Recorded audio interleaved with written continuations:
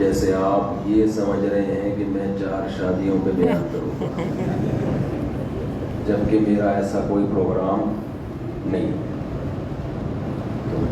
چہروں کی رونق سے ایسا لگ رہا ہے کسی دینی بیان میں تو اتنی رونق نہیں ہوتی، تو اس خوش فہمی سے آپ تھوڑی دیر کے لیے نکل آئے۔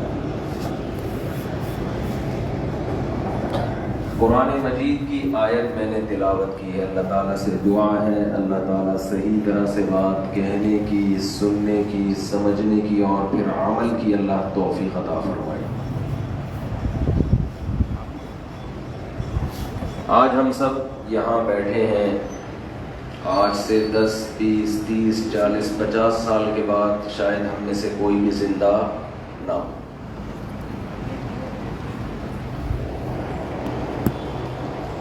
بہت زیادہ کوئی جی لیا تو جو بچے بیٹھے ہوئے ہیں وہ 60 70 سال تک جی لیں گے، تو ہم اگر تھوڑا سا اور ٹائم بڑھا دیں 70 80 90 سال کے بعد، میرا خیال ہے جتنے لوگ یہاں بیٹھے ہیں، ایک تو یہ بیٹھے ہوئے نہیں ہوں گے، لیٹے ہوئے ہوں گے، دوسرا یہاں نہیں بلکہ زمین کے نیچے ہوں گے۔ ایک ایسی حقیقت ہے جس سے انکار کرنا ممکن نہیں، لیکن عجیب بات یہ کہ اس حقیقت کو مانتے سب ہیں، لیکن یہ اس وقت مانتے ہیں جب خود مرتے ہیں۔ جب تک زندہ ہوتے ہیں تو زبان سے کہتے ہیں، دل سے مانتے نہیں۔ یہ بڑا ٹیکنیکل قسم کا فالٹ ہے۔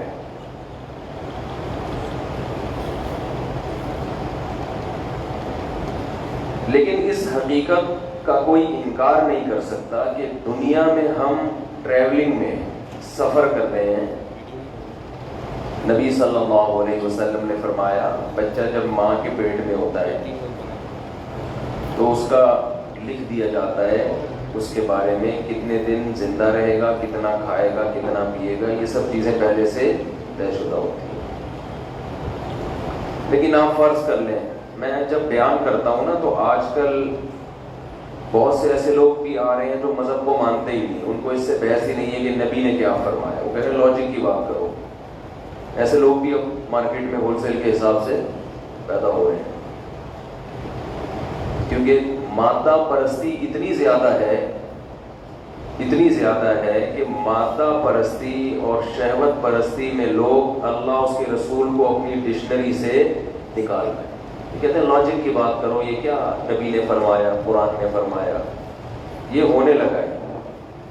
تو میں جب بیان کرتا ہوں تو بہت دفعہ میں قرآن و سنت کی بات کو ہٹا کے سیدھی سیدھی لاجک کی بات کرتا ہوں، لاجک کی بات، تاکہ جو ہمارا لبرل طبقہ ہے نا اس کو بھی اٹریکٹ کرے کہ یار مفتی صاحب اگرچہ مفتی ہیں، اگرچہ مولانا ہے، اگرچہ سر پہ پگڑی ہے اور نماز پڑھتے ہیں، لیکن بات تو وہی کر رہے ہیں جو آئنسٹائن بھی ہوتا تو بھی یہی باتیں کر رہا ہوتا، اس کے علاوہ کوئی اور بات بنتی ہے نہیں۔ نیوٹن بھی ہوتا تو وہ انکار نہیں کرتا ان باتوں کا، بلکہ کوئی ملحد ہی ہوتا نا، صاف خدا کا انکار کرنے والا، وہ بھی ان باتوں کو مانتا۔ سمجھتے ہیں؟ یہاں تک بات سمجھ میں آ گئی؟ خیال ہے اب تک چہروں پہ رونق ہی غائب ہو گئی۔ پہلے ایسے ایسے کھلے کھلے بیٹھے ہوتے ہیں کہ یہ کیا ٹاپک لے کے بیٹھے گئے یار۔ تو اتنی بات کو سب مانتے ہیں کہ ہم ایک خاص ٹائم کے لیے پیدا ہوئے ہیں اور اس ٹائم کے بعد ہمیں دنیا سے جانا ہے۔ ڈاکٹر بھی کہتے ہیں، سائنٹسٹ بھی کہتے ہیں، آپ اگر انشورنس کروانے جائیں تو وہ آپ کا میڈیکل چیک اپ کریں گے، اگر آپ کے انا للہ کے چانسز زیادہ ہیں تو آپ کا انشورنس بولو نہیں کریں گے، بولیں گے یار تو پیسے ڈوب جائے گا سارا ہمارا۔ انا للہ کے چانسز ذرا کم ہیں تو کر لیں گے، لیکن وہ بھی آپ کو یہ کہیں گے کہ ایک وقت کے بعد آپ کی صحت کتنی اچھی ہو وہ بہرحال انشورنس سے ہاتھ کھینچ لیں گے۔ آپ 99 سال کے ہیں بہترین صحت ہے. کہیں گے بھائی 99 کا مطلب ہی اب انا للہ ہونے والا ہے. تو پتہ نہیں کب سے یہ سلسلہ جاری ہے. انسان پیدا ہوتا ہے, بچہ ہے, پھر جوان ہوا, پھر بوڑھا ہوا, پھر اس کے بعد مر گیا. بڑے بڑے لوگ دنیا سے آئے اور ایسی اسپیڈ سے جا رہے ہیں, جتنی اسپیڈ سے پیدا ہو رہے ہیں اتنی اسپیڈ سے جا بھی رہے ہیں. اور کراچی میں یہ اسپیڈ تھوڑی اور زیادہ ہے. کراچی میں ٹارگٹ کلنگ, اسنیچنگ, یہ سب چیزوں کی وجہ سے مرنے کی اسپیڈ تھوڑی سی زیادہ ہے. یہ میں کراچی کے احترام میں کہہ رہا ہوں, تھوڑی سی, ورنہ بہت زیادہ ہے. اور ماحولیاتی آلودگی کی وجہ سے پھیپھڑوں کے امراض اور شوگر اور اس کی وجہ سے بھی مرنے والوں کا ریشو بہت زیادہ. جو کراچی میں اگر رہتا ہے تو اس کو تو اللہ کی آیات پر دوسروں سے زیادہ ایمان ہونا چاہیے. اس کو تو موت کی تیاری دوسروں سے زیادہ کرنی چاہیے. وہ تو پھانسی کے پھندے پہ بس لٹکا ہوا ہے, بٹن دبانے کی دیر ہے, کرسی کھینچنے کی دیر ہے. تو میں یس کر رہا ہوں کہ ہم سفر میں ہیں, مر مر کے قبروں کو بھر رہے ہیں, یہ سب حقیقت جانتے ہیں. یاد رکھیں, سفر میں انسان کا کسی ایک جگہ مستقل اسٹے نہیں ہوتا, وہ مسلسل چل رہا ہے. اور سفر کی ڈیفینیشن یہ ہے کہ آپ مسلسل کسی خاص سمت کی طرف چل رہے ہوں, کسی خاص ہدف کی طرف چل رہے ہوں. تو اللہ نے ہمیں پیدا کیا, جوان کیا, موت دی, اور پھر ہمیں قبر میں اتار دیا. قرآن اس مضمون کو بہت زیادہ بیان کرتا ہے. تو دیکھیں, ایک بات سوچنے کی ہے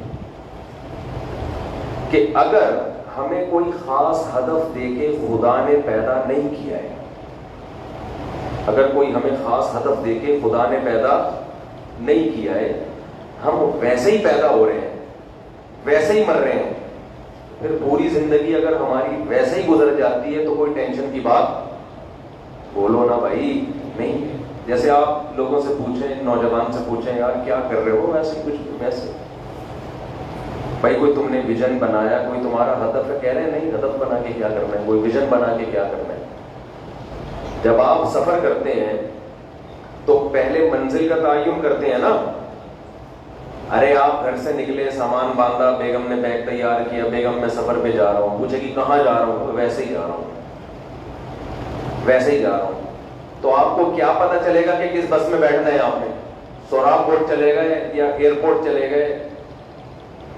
اب آپ وہاں پوچھ رہے ہیں یار میں سفر پہ جا رہا ہوں, کس جہاز میں بیٹھوں گا, یہ تو آپ بتاؤ گے. جانا کہاں ہے؟ پشاور جانا ہے تو PIA کی فلائٹ تیار ہے, وہ ویسے ہی آپ کو قبرستان پہنچا دے گی. اس میں جتنا پشاور پہنچنے کا چانس ہے اتنا ہی قبر میں پہنچنے کا بھی چانس ہے. اور دوسری فلائٹس بھی ہیں. تو آپ کہہ رہے ہو یہ تو نہیں پتا, یہ میں نہیں بتاؤں گا کہ میں نے جانا کہاں, میں بس سفر کرنا چاہتا ہوں. قیامت آ جائے گی, آپ یہ طے نہیں کر سکتے کہ آپ نے کون سی ٹرین میں بیٹھنا ہے, کون سی بس میں بیٹھنا ہے, کون سی جہاز میں بیٹھنا ہے, جب تک آپ پہلے یہ نہیں بتاؤ گے کہ میں نے جانا ملتان ہے, کوئٹہ ہے, پشاور ہے, تھائی لینڈ ہے, نیو یارک ہے, لندن ہے, کینیڈا ہے, کہاں جانا ہے, آپ کا ہدف کیا ہے. آپ سارا دن پاگلوں کی طرح گھومتے رہو گے اور آپ کا سفر کا جو ٹائم ہے بالآخر وہ بولو نا بھائی ختم ہو جائے گا. تو جیسے ایک پاگل صبح صبح گھر سے نکلے اور اسے پتہ ہی نہ ہو کہ میں نے جانا کہاں ہے, تو سارا دن پاگلوں کی طرح گھوم گھام کے بھوک لگے گی, واپس کہاں آ جائے گا؟ گھر آ جائے گا. تو بالکل ہماری مثال بھی ایسی ہے جس کا اس سفر سے کوئی مقصد نہیں ہوتا, وہ زندگی پاگلوں کی طرح گزار کے بالآخر موت کا فرشتہ آتا ہے اور اسے قبر میں اتار دیتا ہے. وہ کچھ بھی نہیں کر کے جاتا دنیا میں سوائے کھا پی کے. تو یہ جو سفر ہے, اگر ہم بے مقصد پیدا ہوئے ہیں تو ہمیں پھر دو حق ہیں. یہ میں لاجک کی بات کر رہا ہوں, اسلام کی بات نہیں کر رہا, میں کھوپڑی استعمال کرو. اگر ہماری پیدائش کا کوئی مقصد بولو نہیں ہے تو پھر ہمیں دو اختیار ہیں. نمبر ایک، یا تو بے مقصد زندگی گزاریں یا جس چیز کو چاہیں ہدف بنا لیں، کیونکہ پیدا کرنے والے نے ہمیں کوئی ہدف دیا ہی نہیں ہے. آپ کے ابا نے آپ کو امریکہ بھیجا اپنے خرچے پہ، کوئی ہدف نہیں دیا کہ بیٹا وہاں یونیورسٹی میں پڑھنا ہے، پھر ڈاکٹر بننا ہے، پھر واپس آنا ہے، یا وہاں جاب کرنی ہے، ڈاکٹر پیسے کما کے بھیجنا ہے. بس ویسے ہی بھیج دیا جان چھڑانے کے لیے. تو آپ کی مرضی. آپ کا ابا آپ سے نہیں پوچھے گا کہ بیٹا کیا کر رہے ہو وہاں پہ، میں نے جس کام کے لیے بھیجا تھا اس کام کو فوکس کر رہے ہو کہ نہیں کر رہے. ابا پوچھیں گے؟ ہے بھائی؟ نہیں. تو آپ کو یہ حق حاصل ہے کہ آپ وہاں جاؤ، چاہو تو آپ کسی چیز کو ہدف بنا لو کہ یار چلو اب آ ہی گئے ہیں، ابا نے یہاں پارسل کر ہی دیا ہے تو چلو یار میں یہاں کچھ جاب کر لیتا ہوں، یہاں ڈالر میں تنخواہ ملے گی، پیسے کما لوں گا. اور یہ بھی ہے کہ ویسے ہی زندگی گزارو. ابا کو آپ سے کوئی شکایت نہیں ہوگی، کیونکہ ابا کا مقصد تھا آپ سے جان چھڑانا. انہوں نے پارسل کر دیا، یہ ٹینشن کس کو دے دو بھائی؟ امریکہ. کچھ اس طرح کی ٹینشنیں ہوتی ہیں کہ ابا کہتے ہیں تو امریکہ چلا جا، یہاں نہ رہ. تو میرے بھائی، اگر اللہ نے ہمیں پیدا کیا ہے بغیر کسی مقصد کے تو ہم آزاد ہیں.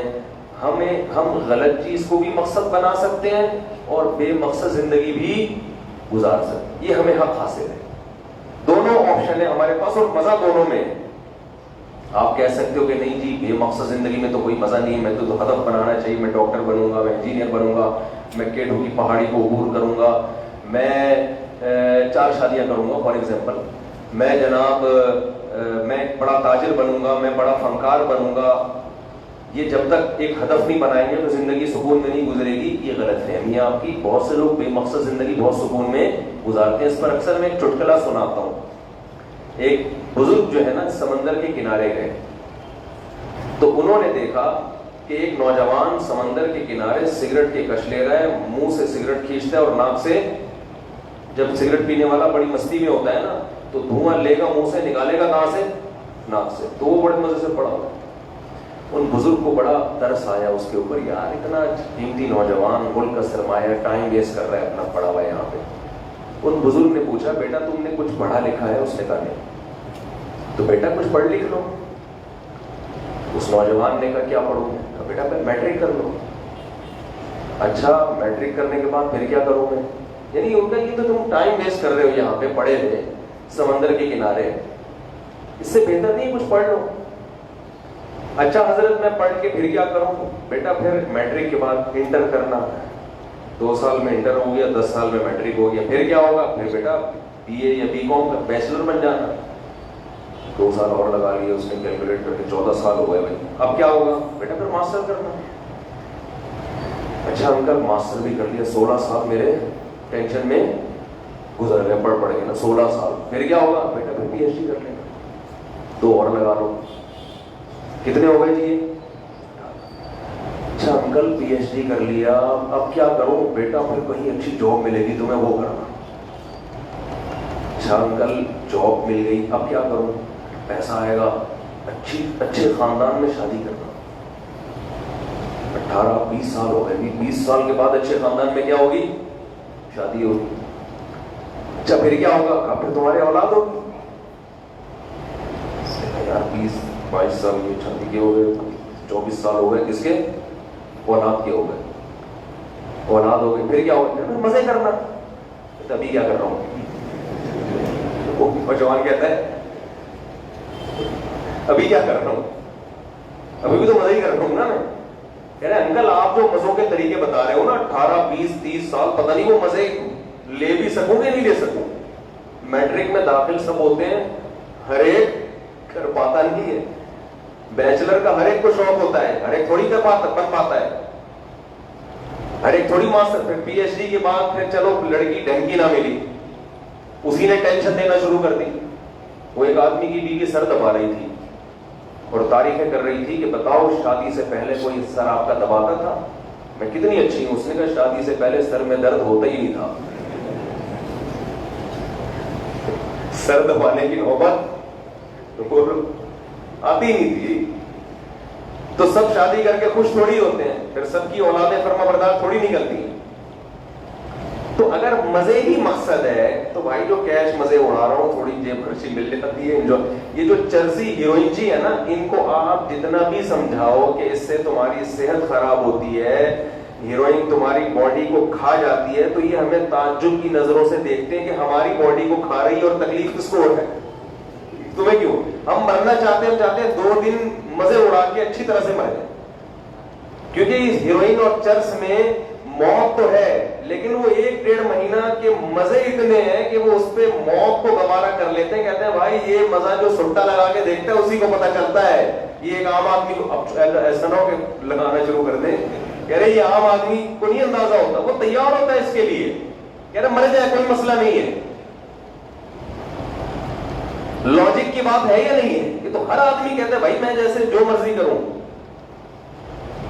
تو آپ کو اگر کسی مقصد کے بغیر پیدا کیا گیا, اللہ کرے یہ بات میری میں چٹکلے سنا رہا ہوں, لیکن یہ اس کا مقصد لطیفے برائے لطیفے نہیں ہے, ایک بہت بڑی بھول ہو رہی ہے ہم سے, جو میں اللہ کرے وہ میں یہ پیغام دے کے چلا جاؤں آج بہادر آباد والوں کو. تو ہم اگر بے مقصد پیدا ہوئے ہیں تو پھر ہم مقصد بنائیں یہ بھی ٹھیک ہے, نہ بنائیں یہ بھی ٹھیک ہے, یہ ہماری چوائس ہے. غلط چیز ہی کو مقصد بنائیں گے یا اپنے خیال میں ہم اس کو صحیح سمجھیں گے.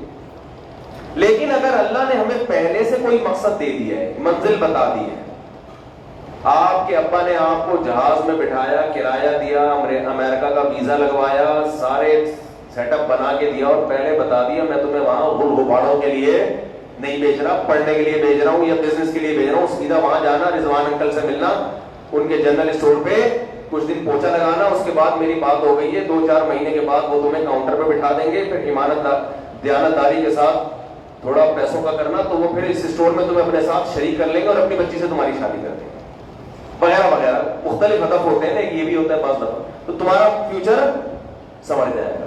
اب اگر آپ 5 آگے دائیں بائیں ہوئے, رضوان انکل کے بجائے وسیم انکل کے یہاں چلے گئے, آپ ابا پوچھیں گے بھیجا رضوان انکل کے یہاں تھا, جا کہاں رہا ہے بھائی وسیم انکل کے, یا رضوان انکل کے گئے مگر جنرل اسٹور پہ نہیں بیٹھ رہے, ان کے ادھر ادھر گھوم رہے ہیں. تو جس نے آپ کو کرایہ دے کے جہاز میں بٹھایا ہے, ویزا لگوایا ہے, جس نے سارا خرچہ کیا ہے, اسے یہ حق ہوگا کہ تو اپنے پیسوں سے نہیں گیا, تجھے میں نے اپنے خرچے پہ بھیجا ہے, اپنے پیسوں پہ بیٹا تو جاتا جو مرضی کرتا, میں نے ویزا لگوایا ہے, میں نے تجھے کھلایا پلایا, میں تیری فیسیں بھر کے آیا, رضوان بھائی سے میری پہلے بات ہوئی ہے, میں نے ان کو ڈپازٹ اتنے پیسے رکھوائے, تو اپنے خرچے پہ آپ جو مرضی کریں. اس کی مثال ہے جیسے میں یہاں آیا ہوں تو ان کی انویٹیشن پہ آیا نا, آپ لوگوں نے بلایا نا, مجھے بلایا گیا ہوں نا, خود سے تھوڑی آیا ہوں. تو جب میں آپ کی دعوت پہ آیا ہوں تو جو کام دے کے آپ نے مجھے بھیجا وہی کام کروں گا یا میں کچھ اور شروع کر دوں؟ اب آپ انتظار میں, اشتہار ہو گیا جی مفتی طارق مسعود صاحب کو ہم نے بلایا ہے بہادر آباد میں بیان کے لیے, اور چل پڑے ہیں, پہنچنے والے ہیں, 5 منٹ لیٹ ہو گئے, بس آ رہے ہیں, اور آنے کے بعد میں کیا ہوا, میں یہاں آگے بیٹھ گیا. کیا ہوا بھائی مفتی صاحب؟ میں کہا بھائی میں نہیں کر رہا بیان, میں آیا ہوں لیکن میں اپنا ایک ہدف لے کے آیا تھا, بس میں یہاں آیا, میں سنا پلاؤ بہت اچھی ملتی ہے, وہاں کھا کے میں جاؤں گا. تو آپ کہو گے مفتی صاحب آپ خود سے بہادر آباد آ جاتے, جو مرضی کرتے, لیکن جب آپ ہماری انویٹیشن پہ آئے ہو تو جو ہدف ہم نے آپ کو دیا ہے آپ کو اس سے ہٹنا نہیں, آپ کو بیان کرنے کے لیے ہم نے یہاں بلائے. تو دیکھو میرے بھائی, جتنے نوجوان خاص طور پہ یہاں بیٹھے ہیں, اگر ہم خود سے دنیا میں اتفاقی ایک حادثے کا نتیجہ ہے, پیدا ہو گئے, بس ڈارون جیسے کہتا ہے آٹومیٹیکلی دنیا میں لوگ آ رہے ہیں جا رہے ہیں, وہ تو بندر سے بن گئے نا اتفاق سے. تو اگر ڈارون کا نظریہ درست ہے, یہ سب کچھ اتفاق سے ہو رہا ہے, کائنات ایک دھماکے سے وجود میں آ گئی, چاند سورج وجود میں آ گئے, پھر مچھلی کا ایک سمندر میں ایک سیل وجود میں آیا, اس سے مچھلی بن گئی, پھر اتفاق سے وہ مچھلی چھپکلی بن گئی. جیسے سائنسدان جو ایوولوشن کے قائل ہیں اور نظریہ ارتقاء کے قائل ہیں, اور پھر ونس اپون اے ٹائم وہ سیل جو ہے ترقی کرتے کرتے بالآخر اربوں خربوں سال میں اتفاق سے بندر بنا, اور بندر سے ترقی کرتے کرتے کرتے کرتے کرتے کرتے پھر ایک انسان وجود میں آیا, مرد اور عورت, پھر یہ ہم آ گئے. یہ تو سائنسدان پاس یہی کہتے ہیں نا. تو پھر میرے بھائی ہمیں کوئی ہدف کی, کسی بیان کی, کرسی لگانے کی, مسجد مصلی بچھانے کی, ان تمام تکلفات کی ہمیں چندہ ضرورت بولو نہیں ہے.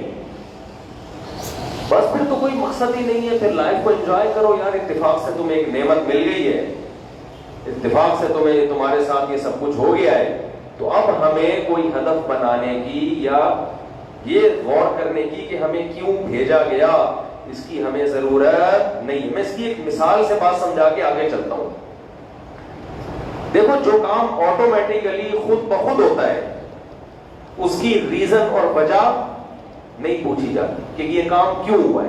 مثال کے طور پر میرے سامنے یہاں گلاس رکھا ہوا ہو، تقریر کے دوران اتفاق سے میرا ہاتھ گلاس پہ لگا، گلاس زمین پہ گرا، ٹوٹ گیا۔ آپ مجھ سے پوچھیں گے مفتی صاحب ہم نے آپ کو بیان کے لیے بلایا تھا، گلاس توڑنے کے لیے نہیں بلایا، آپ نے یہ گلاس کیوں توڑا؟ ایک کام ہوا نا، گلاس کا ٹوٹنا ایک کام ہے یا نہیں؟ تو میں اس کام کا مقصد بتاؤں گا نا کہ کیوں ہوا یہ۔ تو آپ مجھ سے پوچھ رہے کیوں توڑا، میں جواب میں کیا کہوں گا؟ بھائی توڑا نہیں ہے، اتفاق سے ٹوٹ گیا، بغیر ارادے کے ہو جاتا ہے، بعض دفعہ ہاتھ ادھر چلا گیا، غلطی سے وہ گلاس آ گیا اور ٹوٹ گیا۔ لیکن اگر اس کے برعکس ہو، یہاں گلاس رکھا ہوا ہے، میرا بیان چل رہا ہے، میں گلاس اٹھاتا ہوں اور کوئی گلاس توڑنے کی مثال بھی نہیں آ رہی بیان میں نا، یا تو میں کوئی مثال سے سمجھا رہا ہوں گلاس ایسے ٹوٹتا ہے، ویسے ہی باتوں کے دوران بات جنت جہنم میں چل رہی ہے اور گلاس اٹھا کے میں نے توڑ دیا۔ آپ پوچھیں گے مفتی صاحب آپ نے گلاس کیوں توڑا؟ اب میں یہ تو نہیں کہہ سکتا بھائی خود ہی ٹوٹ گیا ہے، میں کہوں گا ہاں میں نے توڑا ہے۔ کیوں توڑا؟ ویسے ہی توڑ دیا۔ کہو گے یار ویسے ہی گلاس توڑ دیا، اس کا مطلب کل سر بھی پھوڑ سکتے ہو کسی کا، ویسے ہی لوگ بولیں گے آپ نے اس کا سر کیوں پھاڑا، ویسے ہی لوگ کہیں گے آپ نے اس کو قتل کیوں کیا، ویسے ہی آپ نے اس کو گالی کیوں دی، ویسے ہی۔ تو یہ کوئی عقل کی بات ہوگی؟ آپ پھر آگے میرا بیان سنیں گے، آپ بولیں گے یار ان پہ تو سینس ہی نہیں ہے، ایویں ہی بیٹھے بیٹھے گلاس توڑ دیا ویسے ہی۔ تو آپ مجھے ایک بات بتاؤ، اچھا آگے ایک اور میں بات سمجھاتا ہوں، اسی مثال کو ہم الٹا کر لیتے ہیں، اسی مثال کو ہم الٹا کر لیتے ہیں۔ اس مثال سے یہ بات سمجھ میں آئی کہ جب کام خود بخود ہوتا ہے اس کی کوئی لاجک نہیں ہوتی، اس کا کوئی ویژن، کوئی ہدف، کوئی مقصد، آپ کو بولنا پڑے گا، بتا رہا ہوں میں، کوئی مقصد نہیں ہوتا۔ لیکن جب کام کیا جاتا ہے، کرنے والا اگر عقل مند ہے تو اس کی ریزن، اس کی وجہ بیان کرنا اس کے ذمہ فرض ہے۔ کرنے والا اگر پاگل ہے، دیوانہ ہے، کوئی بچہ ہے نابالغ، اس کے ذمہ وجہ بیان کرنا نہیں ہے۔ کوئی پاگل کر لے تو کہیں پاگل ہے، کچھ بھی کر سکتا ہے پاگل۔ عقل مند جب بھی یہ کام کرے گا تو بتائے گا میں نے یہ کام کیوں کیا۔ بات یہاں تک سمجھ میں آ گئی؟ اب ہم اسی مثال کو الٹا کر لیتے ہیں۔ ٹوٹا ہوا گلاس رکھا ہوا تھا، 4 ٹکڑے تھے، آپ نے دیکھا کہ وہ جڑا ہوا ادھر رکھا ہوا ہے، ممبر پہ رکھا ہوا ہے، جڑا ہوا۔ آپ نے دیکھا جوڑنے والا کوئی بھی نہیں ہے، مفتی صاحب ہی تھے مسجد میں اکیلے۔ جب ہم یہاں سے نکلے تھے تو یہ گلاس جڑا ہوا تھا، اب جب ہم آئے ہیں تو مفتی صاحب کے علاوہ تو مسجد میں کوئی بھی نہیں تھا، تو بظاہر ایسے ہی لگتا ہے یہ کس نے جوڑا ہے؟ بولو مفتی صاحب، اور تو کوئی بندہ نہیں ہے۔ اب آپ مجھ سے آگے پوچھ رہے ہیں مفتی صاحب گلاس آپ نے کیوں جوڑا، اس تکلف کی آپ کو ضرورت کیا تھی؟ آپ کو بیان کے لیے بلایا ہے، گلاس جوڑ دیے تو کسی کو بھی چھوپر میں ڈال کے پھینک دیتے یا کسی کو بھی کہہ دیتے، تو پورا ترتیب سے جوڑا ہوا رکھا ہے، سمت بانڈ لگا ہوا ہے، الفی لگی ہوئی ہے، کچھ بھی ہے۔ سمت بانڈ کو بعض لوگوں پر تقوی کا ہیضہ آتا ہے تو عبد الصمد بانڈ کہنا شروع کر دیتے ہیں کہ اللہ کا نام ہے، اتنا زیادہ ٹینشن نہ لو بھائی، سمت بانڈ ہی ہے وہ عبد الصمد۔ ایک صاحب کہہ رہے تھے عبد الصمد بانڈ، میں نے کہا یہ کیا ہے؟ یعنی اللہ کا نام ہے سمت۔ تو اب جب جڑا ہوا رکھا ہے، آپ پوچھیں کیوں جوڑا، تو میں بتاؤں گا یار میں آیا تو مجھے اچھا نہیں لگا، تو آپ کہیں گے عجیب سا لگ تو رہا ہے لیکن یہ آپ پہ سوٹ نہیں کرتا، لیکن میں وجہ بہرحال بیان کروں گا۔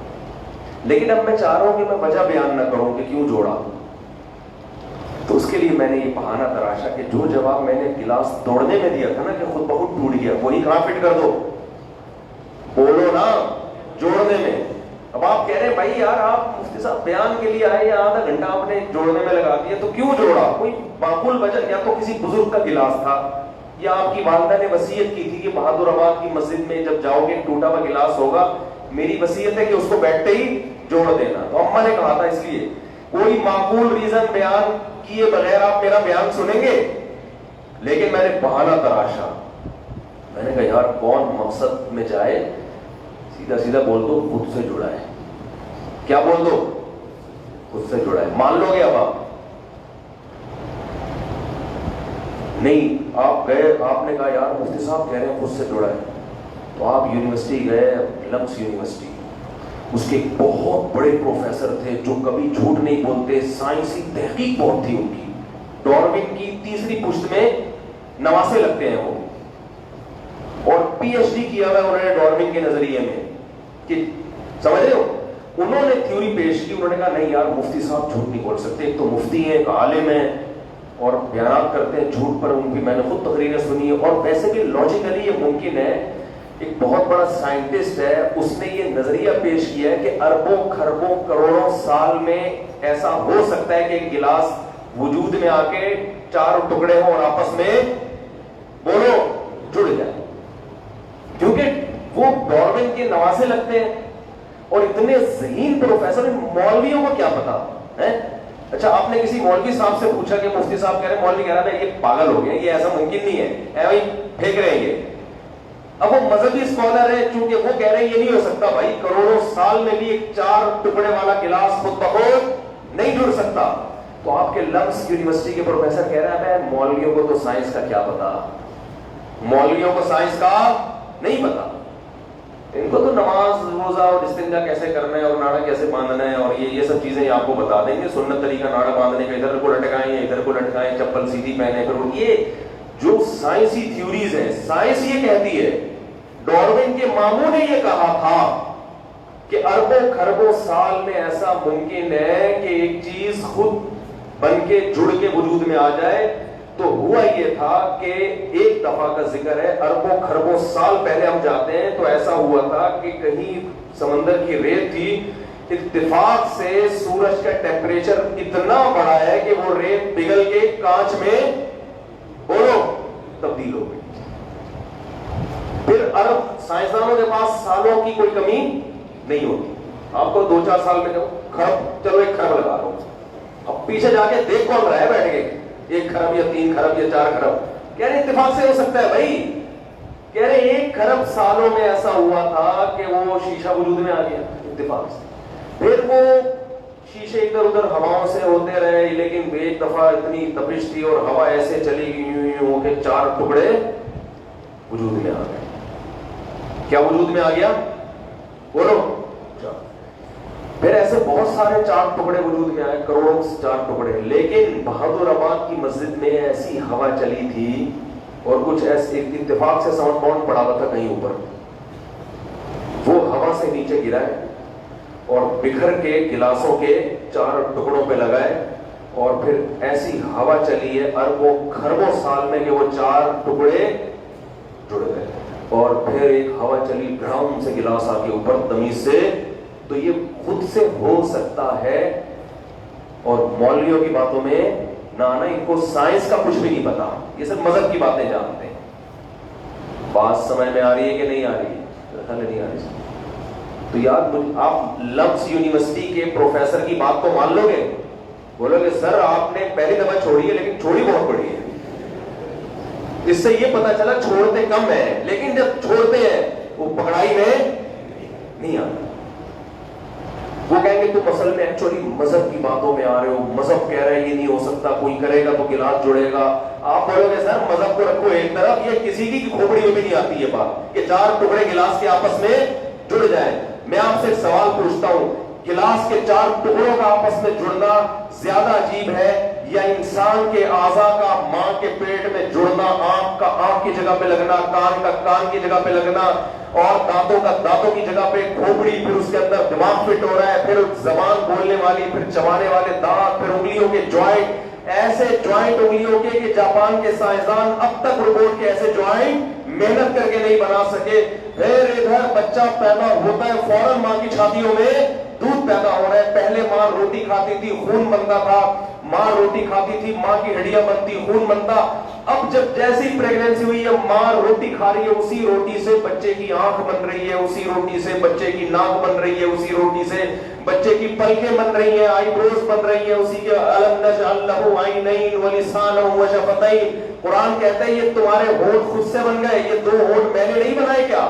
یہ دانت اور شفتین اور یہ ہونٹ اور یہ ہاتھ، یہ ایک ایک پارٹ تمہاری باڈی کا جو بن کے اپنی جگہ فٹ ہو رہا ہے. خدا کی قسم اگر کوئی یہ کہتا ہے یہ بندر سے اور اتفاق سے وجود میں آیا ہے، 4 گلاسوں کو خود سے، گلاس کے 4 ٹکڑوں کو خود سے جوڑنے والا اتنا بڑا کذاب اور اتنا بڑا جھوٹا نہیں ہے، اتنا بڑا خائن نہیں ہے جتنا یہ کہنے والا کہ میں اتفاقی حادثے کے نتیجے میں وجود میں آ گیا. یہ اس سے کروڑ ہاں بڑا گنا جھوٹا ہے. چاہے یہ لمس یونیورسٹی کا پروفیسر ہو، چاہے یہ ڈاروین کا چھوٹا بھائی ہو، چاہے امریکہ کا صدر ہو، چاہے یہ سیفن ہاک ہو، کوئی بھی ہو، جتنا بڑا سائنسدان ہو، لیکن یہ خدا پر کتنا بڑا الزام لگایا کہ اس سے بڑا الزام خدا پر آج تک کسی نے نہیں لگایا ہوگا. یہ ممکن نہیں ہے. یہ جو ہماری آنکھ ہے نا، میں نے خود سائنسدانوں سے پوچھا ہے کہ ڈیجیٹل کیمرہ انسانی آنکھ کی کاپی کی ہے سائنٹسٹ نے، خود سے ایجاد بولو. بلکہ عجیب بات بتاؤں، سائنس کی جتنی چیزیں ہیں ہم ان کو ایجاد مجازن کہتے ہیں، حقیقت میں سائنسدان کسی چیز کے موجد نہیں ہے. ایجاد کہتے ہیں کسی چیز کو وجود میں لانا. آج تک کوئی ایسی چیز سائنسدان نے نہیں کی جو پہلے نہیں تھی اور وہ وجود میں لے آئے ہو. یا تو کاپی کی ہے، جیسے چائنا جاپان کی کاپی کرتا ہے نا، first copy, second copy, third copy, ایسا ہی سائنٹسٹ اللہ کی بنی ہوئی چیزوں کو کاپی کرتے ہیں. یا خدا نے پہلے سے ایک چیز بنا دی تھی، اس پر سائنٹسٹ مطلع ہو گئے. آج ہم کہتے ہیں کہ میں یہاں سے کال ملاتا ہوں اور میری کال امریکہ جا کے مل جاتی، اور میں یہاں سے بیٹھے بیٹھے کس سے بات کر رہا ہوتا ہوں؟ امریکہ. تو یہ کس کا کمال ہے؟ یہ موبائل کا کمال نہیں ہے. یہ ریز پہلے سے خدا نے اس کائنات میں چھوڑی ہوئی ہے، جن پر ہماری آوازیں سوار ہو کے امریکہ سیکنڈوں میں امریکہ پہنچتی ہیں. ان ریزوں پر سائنسدان مطلع ہوئے ہیں کہ بالکل ایسے چڑیا گھر میں آپ نے شیر بند کر دیا. اب آپ کہہ رہے ہو یار یہ سائنسدانوں نے کیسا زبردست شیر بنایا ہے. وہ کہے گا بھائی بنا ہوا پہلے تو ہم جنگل پہ ایک دفعہ گزر رہے تھے، ہمیں نظر آیا، ہم نے پکڑا اس کو. پکڑنے کا، گرفتار کرنے کا، اس کو کس طرح سے بے ہوشی کا انجیکشن لگانا ہے، اس پر کیسے ہم نے قابو پانا ہے، کیسے اس میں زنجیریں ڈال کے ہم نے اس کو چڑیا گھر میں بند کرنا ہے، یہ طریقے ہم نے سیکھے. پہلے لوگوں کو یہ طریقے نہیں آتے تھے. تو اسی طرح یہ ریز پہلے سے اس کائنات میں موجود ہیں، ایسی ریز جن پر آپ کی آواز ان گھوڑوں پر سوار ہو کے سیکنڈوں میں پوری دنیا کا چکر لگا کے آتی ہے. یہ خدا کی پیدا کرتا ہے. سائنسدانوں پر ان پر مطلع ہوئے، ان کو قابو کرنے کا انہوں نے سلیقہ اور طریقہ سیکھا ہے. تو آپ مجھے بات بتاؤ کہ اگر کسی سائنٹسٹ نے ڈیجیٹل کیمرہ انسانی آنکھ کی کاپی کر کے بنایا اور اس ڈیجیٹل کیمرے کے بارے میں کوئی سائنسدان یہ کہتا ہے کہ کروڑوں سال میں اتفاق سے وجود میں آ گیا، تو اس سے بڑا چھوڑو دنیا میں کوئی ہوگا، اس سے بڑا کذاب ہوگا کہ نہیں ہوگا؟ یقیناً بہت بڑا کذاب ہوگا. تو آپ بتاؤ جس اوریجنل آنکھ کی اس سائنٹسٹ نے کاپی کی ہے، کاپی شدہ تو خود بخود وجود میں نہیں آ رہا، اسے تو کوئی بنا رہا ہے، اور اوریجنل کے بارے میں کہتے ہیں اتفاق سے بن گئی. اس سے بڑا خدا پہ جھوٹ اور خدا پہ الزام کوئی نہیں ہو سکتا. میرا خیال ہے انگلش میں بیان کرنا پڑے گا، اردو میں سمجھ میں بولو نا کیا ہو گیا آ رہا ہے. یہ ناممکن ہے بھائی، کتنا بڑا سائنسدان بولے. لوگ کہتے ہیں مفتی صاحب آپ کو سائنس کا کیا پتا؟ سائنسدان کہتے ہیں. تو بھائی میں کہتا ہوں سائنسدان یہ کیوں نہیں کہتے کہ روبوٹ خود سے بن گیا؟ اور ایک چٹکلے کی بات میں اور بھی کرتا ہوں. مجھے وہ ڈاروین اور اس کے پوتے نواسے کہیں ملے نا تو میں ان سے سوال پوچھتا ہوں. وہ کہتے ہیں کہ بھائی ہم بندر سے بنے ہیں. دیکھو اگر ہم یہ نظریہ مان لینا اور میں خود بخود بنے ہیں تو پھر میں جو تقریریں کر رہا ہوں اس کی ضرورت رہے گی؟ قرآن کی ضرورت رہے گی؟ نماز، روزے، حج، زکات، ان کی ضرورت رہے گی؟ کچھ بھی نہیں ہے یار. گورے کی طرح زندگی گزارو، پھر لائف کو کیا کرو؟ انجوائے. جب کوئی مقصد ہی نہیں تو انجوائے کرو. کچرا ہو، مر کے کیا ہو جاؤ گے؟ کچرا. گورا یہی تو کہتا ہے 4 دن کی زندگی اللہ یہ کیا شادی کیا؟ مفتی طارق مسعود کے بیان سنتے رہتے ہو تو 2 شادیاں 3 شادیاں. اللہ گرل فرینڈ رکھو یار. گرل فرینڈ میں کوئی ٹینشن ہے؟ ایسے گنڈے بنے ہیں جیسے پتہ ہی نہیں ہے. دیکھو بیوی میں ٹینشن ہے یا گرل فرینڈ میں؟ بولو نا. گرل فرینڈ میں نہ سالے کی ٹینشن، نہ سانس کی ٹینشن، نہ سسر کی ٹینشن، مزے اڑاؤ, دل بھر جائے تو چھوڑ کے بولو. انویسٹمنٹ بھی کم ہے, 500 روپے کا بیلنس ڈالنا پڑتا ہے بات کرنے کے لیے بس. ایک آدھ دفعہ تھوڑا گفٹ آئی فون دے دیا. بیوی کی ٹینشن گھر پرووائڈ کرنا ہے, زندگی بھر گیس بجلی کا بل دینا ہے, اس کے ہونے والے بچوں کی پوری زندگی کفالت. بیٹی پیدا ہوئی ہے تو اس کی شادی کی ٹینشن, شادی کے بعد داماد کی ٹینشن کہ صحیح حقوق ادا کر بھی رہا ہے کہ نہیں کر رہا, بچوں کی پڑھائی کی ٹینشن, ساس صاحبہ گھر میں آئی ہیں ان کو عزت دینی ہے, غلط ٹائم پہ آئی ہو صحیح ٹائم پہ آئی ہو, یہ ان کا ہیڈیک ہے, یہ آپ کا ہیڈیک نہیں. آپ نے بالغ تمیز سے بات کرنی ہے, ورنہ زندگی پر تانا ملے گا میری اماں آئی تھی اور آپ نے عزت نہیں دی. ایک آدمی نے بتایا کہ میں نے اپنے سالے کو سموسے کا نہیں پوچھا اور 2 دن تک لڑائی ہوتی رہی ہے میری بیوی سے. اس نے کہا میرا بھائی گھر میں آپ نے پوچھا نہیں, کہہ رہا میں بھول گیا تھا پوچھنا. گرل فرینڈ میں یہ ٹینشن ہوتی ہے, بولو نا. تو زندگی بھر کی ٹینشن ہے مسلمان اٹھاتا ہے کہ یار کیوں اٹھا رہا ہے؟ بھائی خدا نے گرل فرینڈ کو حلال نہیں کیا, حلال کس کو کیا ہے؟ بیوی کو. تو اگر خدا کے کانسیپٹ کو نکال دو, پاگل ہے یار بھائی. ہم اتنی ٹینشن لے رہے ہیں, انگریز صحیح کر رہے ہیں, انگریز شادی کرتے ہیں 50 سال 55 سال میں, کہتے ہیں اب کسی ساری عیاشی کر دی تھی کر لی, چلو ایک جیون ساتھی بھی ہو جائے تو کیا خیال ہے؟ اب جیون رہا ہی نہیں ہے تو ساتھی کی کیا ضرورت ہے؟ آدھے سے زیادہ جیون تو تم نے گزار لیا ہے. پہلے چلو پھر بڑی وفا بھی کرتے ہیں لوگ. مجھے کہتے ہیں آپ گوروں کے خلاف اتنا بولتے ہو, ان میں تو اتنی خوبی ہے. میں کہتا ہوں وہ گورے ہیں بھائی, یہ بھی بڑی خوبی ہے, ساری برائیاں تھوڑی ہم کالے ہیں وہ گورے ہیں, تو ساری برائیوں کہتے ہیں وہ بیوی کے ساتھ وفا کرتے ہیں. میں نے کہا جب سب نچڑ گیا کرنے کا کچھ رہا ہی نہیں ہے تو ہمارے 15 سال میں شادی کر کے وفا کرتا ہے بیوی سے انسان, 20 سال میں شادی کر کے, 25 سال میں شادی کر کے. جب عیاشی کی عمر ہے اس وقت وفا کرے گا تو پتا چلے گا اس کو وفا کہتے ہیں. انگریز کر کے دکھایا 30 سال میں شادی, پھر بیوی سے وفا کرے, مانوں گا اس کو. غیر مسلم اور کافر کی جتنی خوبیاں ہیں نا, اوپر سے خوبیاں ہیں, جب گہرائی میں جاؤ گے اس خوبی کی بیس اچھی نہیں ہوگی. اور مسلمانوں میں جو برائیاں ہیں, اوپر سے برائیاں ہیں, اس کی بیس میں جاؤ گے تو آپ کو وہ بری نہیں لگے گی. میں اس کی چند مثالیں دیتا ہوں لیکن ابھی میں اس چٹکلا میرے ذہن سے نہ نکل جائے. تو وہ گورنمنٹ کہتا ہے کہ بھائی ہم کس سے وجود میں آئے ہیں؟ بندر سے. سائنسدان بھی بہت سے, سب تو نہیں کہتے, بہت سے سائنسدان کہتے ہیں ہم کس سے وجود میں آئے ہیں؟ بندر سے. میں کہتا ہوں پھر دم کہاں ہے ہماری؟ ہم بندر سے وجود میں آئے ہیں تو یا تو ہمیں دم دو یا دم کے پیسے دو. یونیورسٹی سے لڑکے فون کرتے ہیں نا, ہمارے پروفیسر صاحب کہتے ہیں کہ بھائی ہم لوگ بندر سے وجود میں آئے ہیں, تو ایسے پروفیسر سے فوراً کہا کرو سر ہماری دم کہاں گئی؟ وہ کہ خود بخود ختم ہوگی سر, خود بخود دمیں ختم. آج تک ہم نے کسی بلی کی دم خود سے ختم ہوتے ہوئے نہیں دیکھی. یا تو ہمیں دم چاہیے یا دم کے پیسے چاہیے. نہ دم دے رہے ہو نہ دم کے پیسے, باتیں پھینک دیتے ہو. تو گورنمنٹ کی طرف سے کوئی پابندی تھوڑی, پھینکتے رہو باتیں. اچھا خیر, جو میں اصل بات کر رہا تھا, تو بھائی اگر یہ آٹومیٹیکلی خود بخود سب کچھ ہو رہا ہے, کوئی بنانے والا نہیں ہے, کوئی کریٹر نہیں ہے, تو پھر ہمیں ان تکلفات کی داڑھی رکھنا, بیوی کے حقوق, ابائیں تم سے تمیز سے بات کرنا, گورا ان تکلفات میں بالکل بھی نہیں. ہمارے یہاں بوڑھے ابا کی بات ماننی ہے, ابا کی پیشانی میں دیکھنے سے حج عمرے کا ثواب ملتا ہے, اور جو ہے ان کے قدموں میں جنت ہے, اور اماں کے پاؤں دبانے میں یوں ہے, اور ابا کی کڑوی کسیدی برداشت کرنی ہے, ولا تقل لہما اف, اف بھی مت کرنا. گورا ان تکلفات پر عمل کرتا ہے بھائی. گورا کہتا ہے یار ہم نے, ہمارے ماں باپ نے لائف کو انجوائے کر لیا, جوانی کو, بڑھاپے میں ہمیں ٹینشن نہ دیں, اولڈ ہاؤس میں ان کو جمع کراؤ, خود مزے اڑاؤ. اور وہ ماں باپ بھی راضی ہوتے ہیں, بھائی ہم نے بھی اپنے ابا کے ساتھ یہی کچھ کیا تھا. ویسے تھینک یو کرتے رہیں گے سارا دن بیٹھ کے.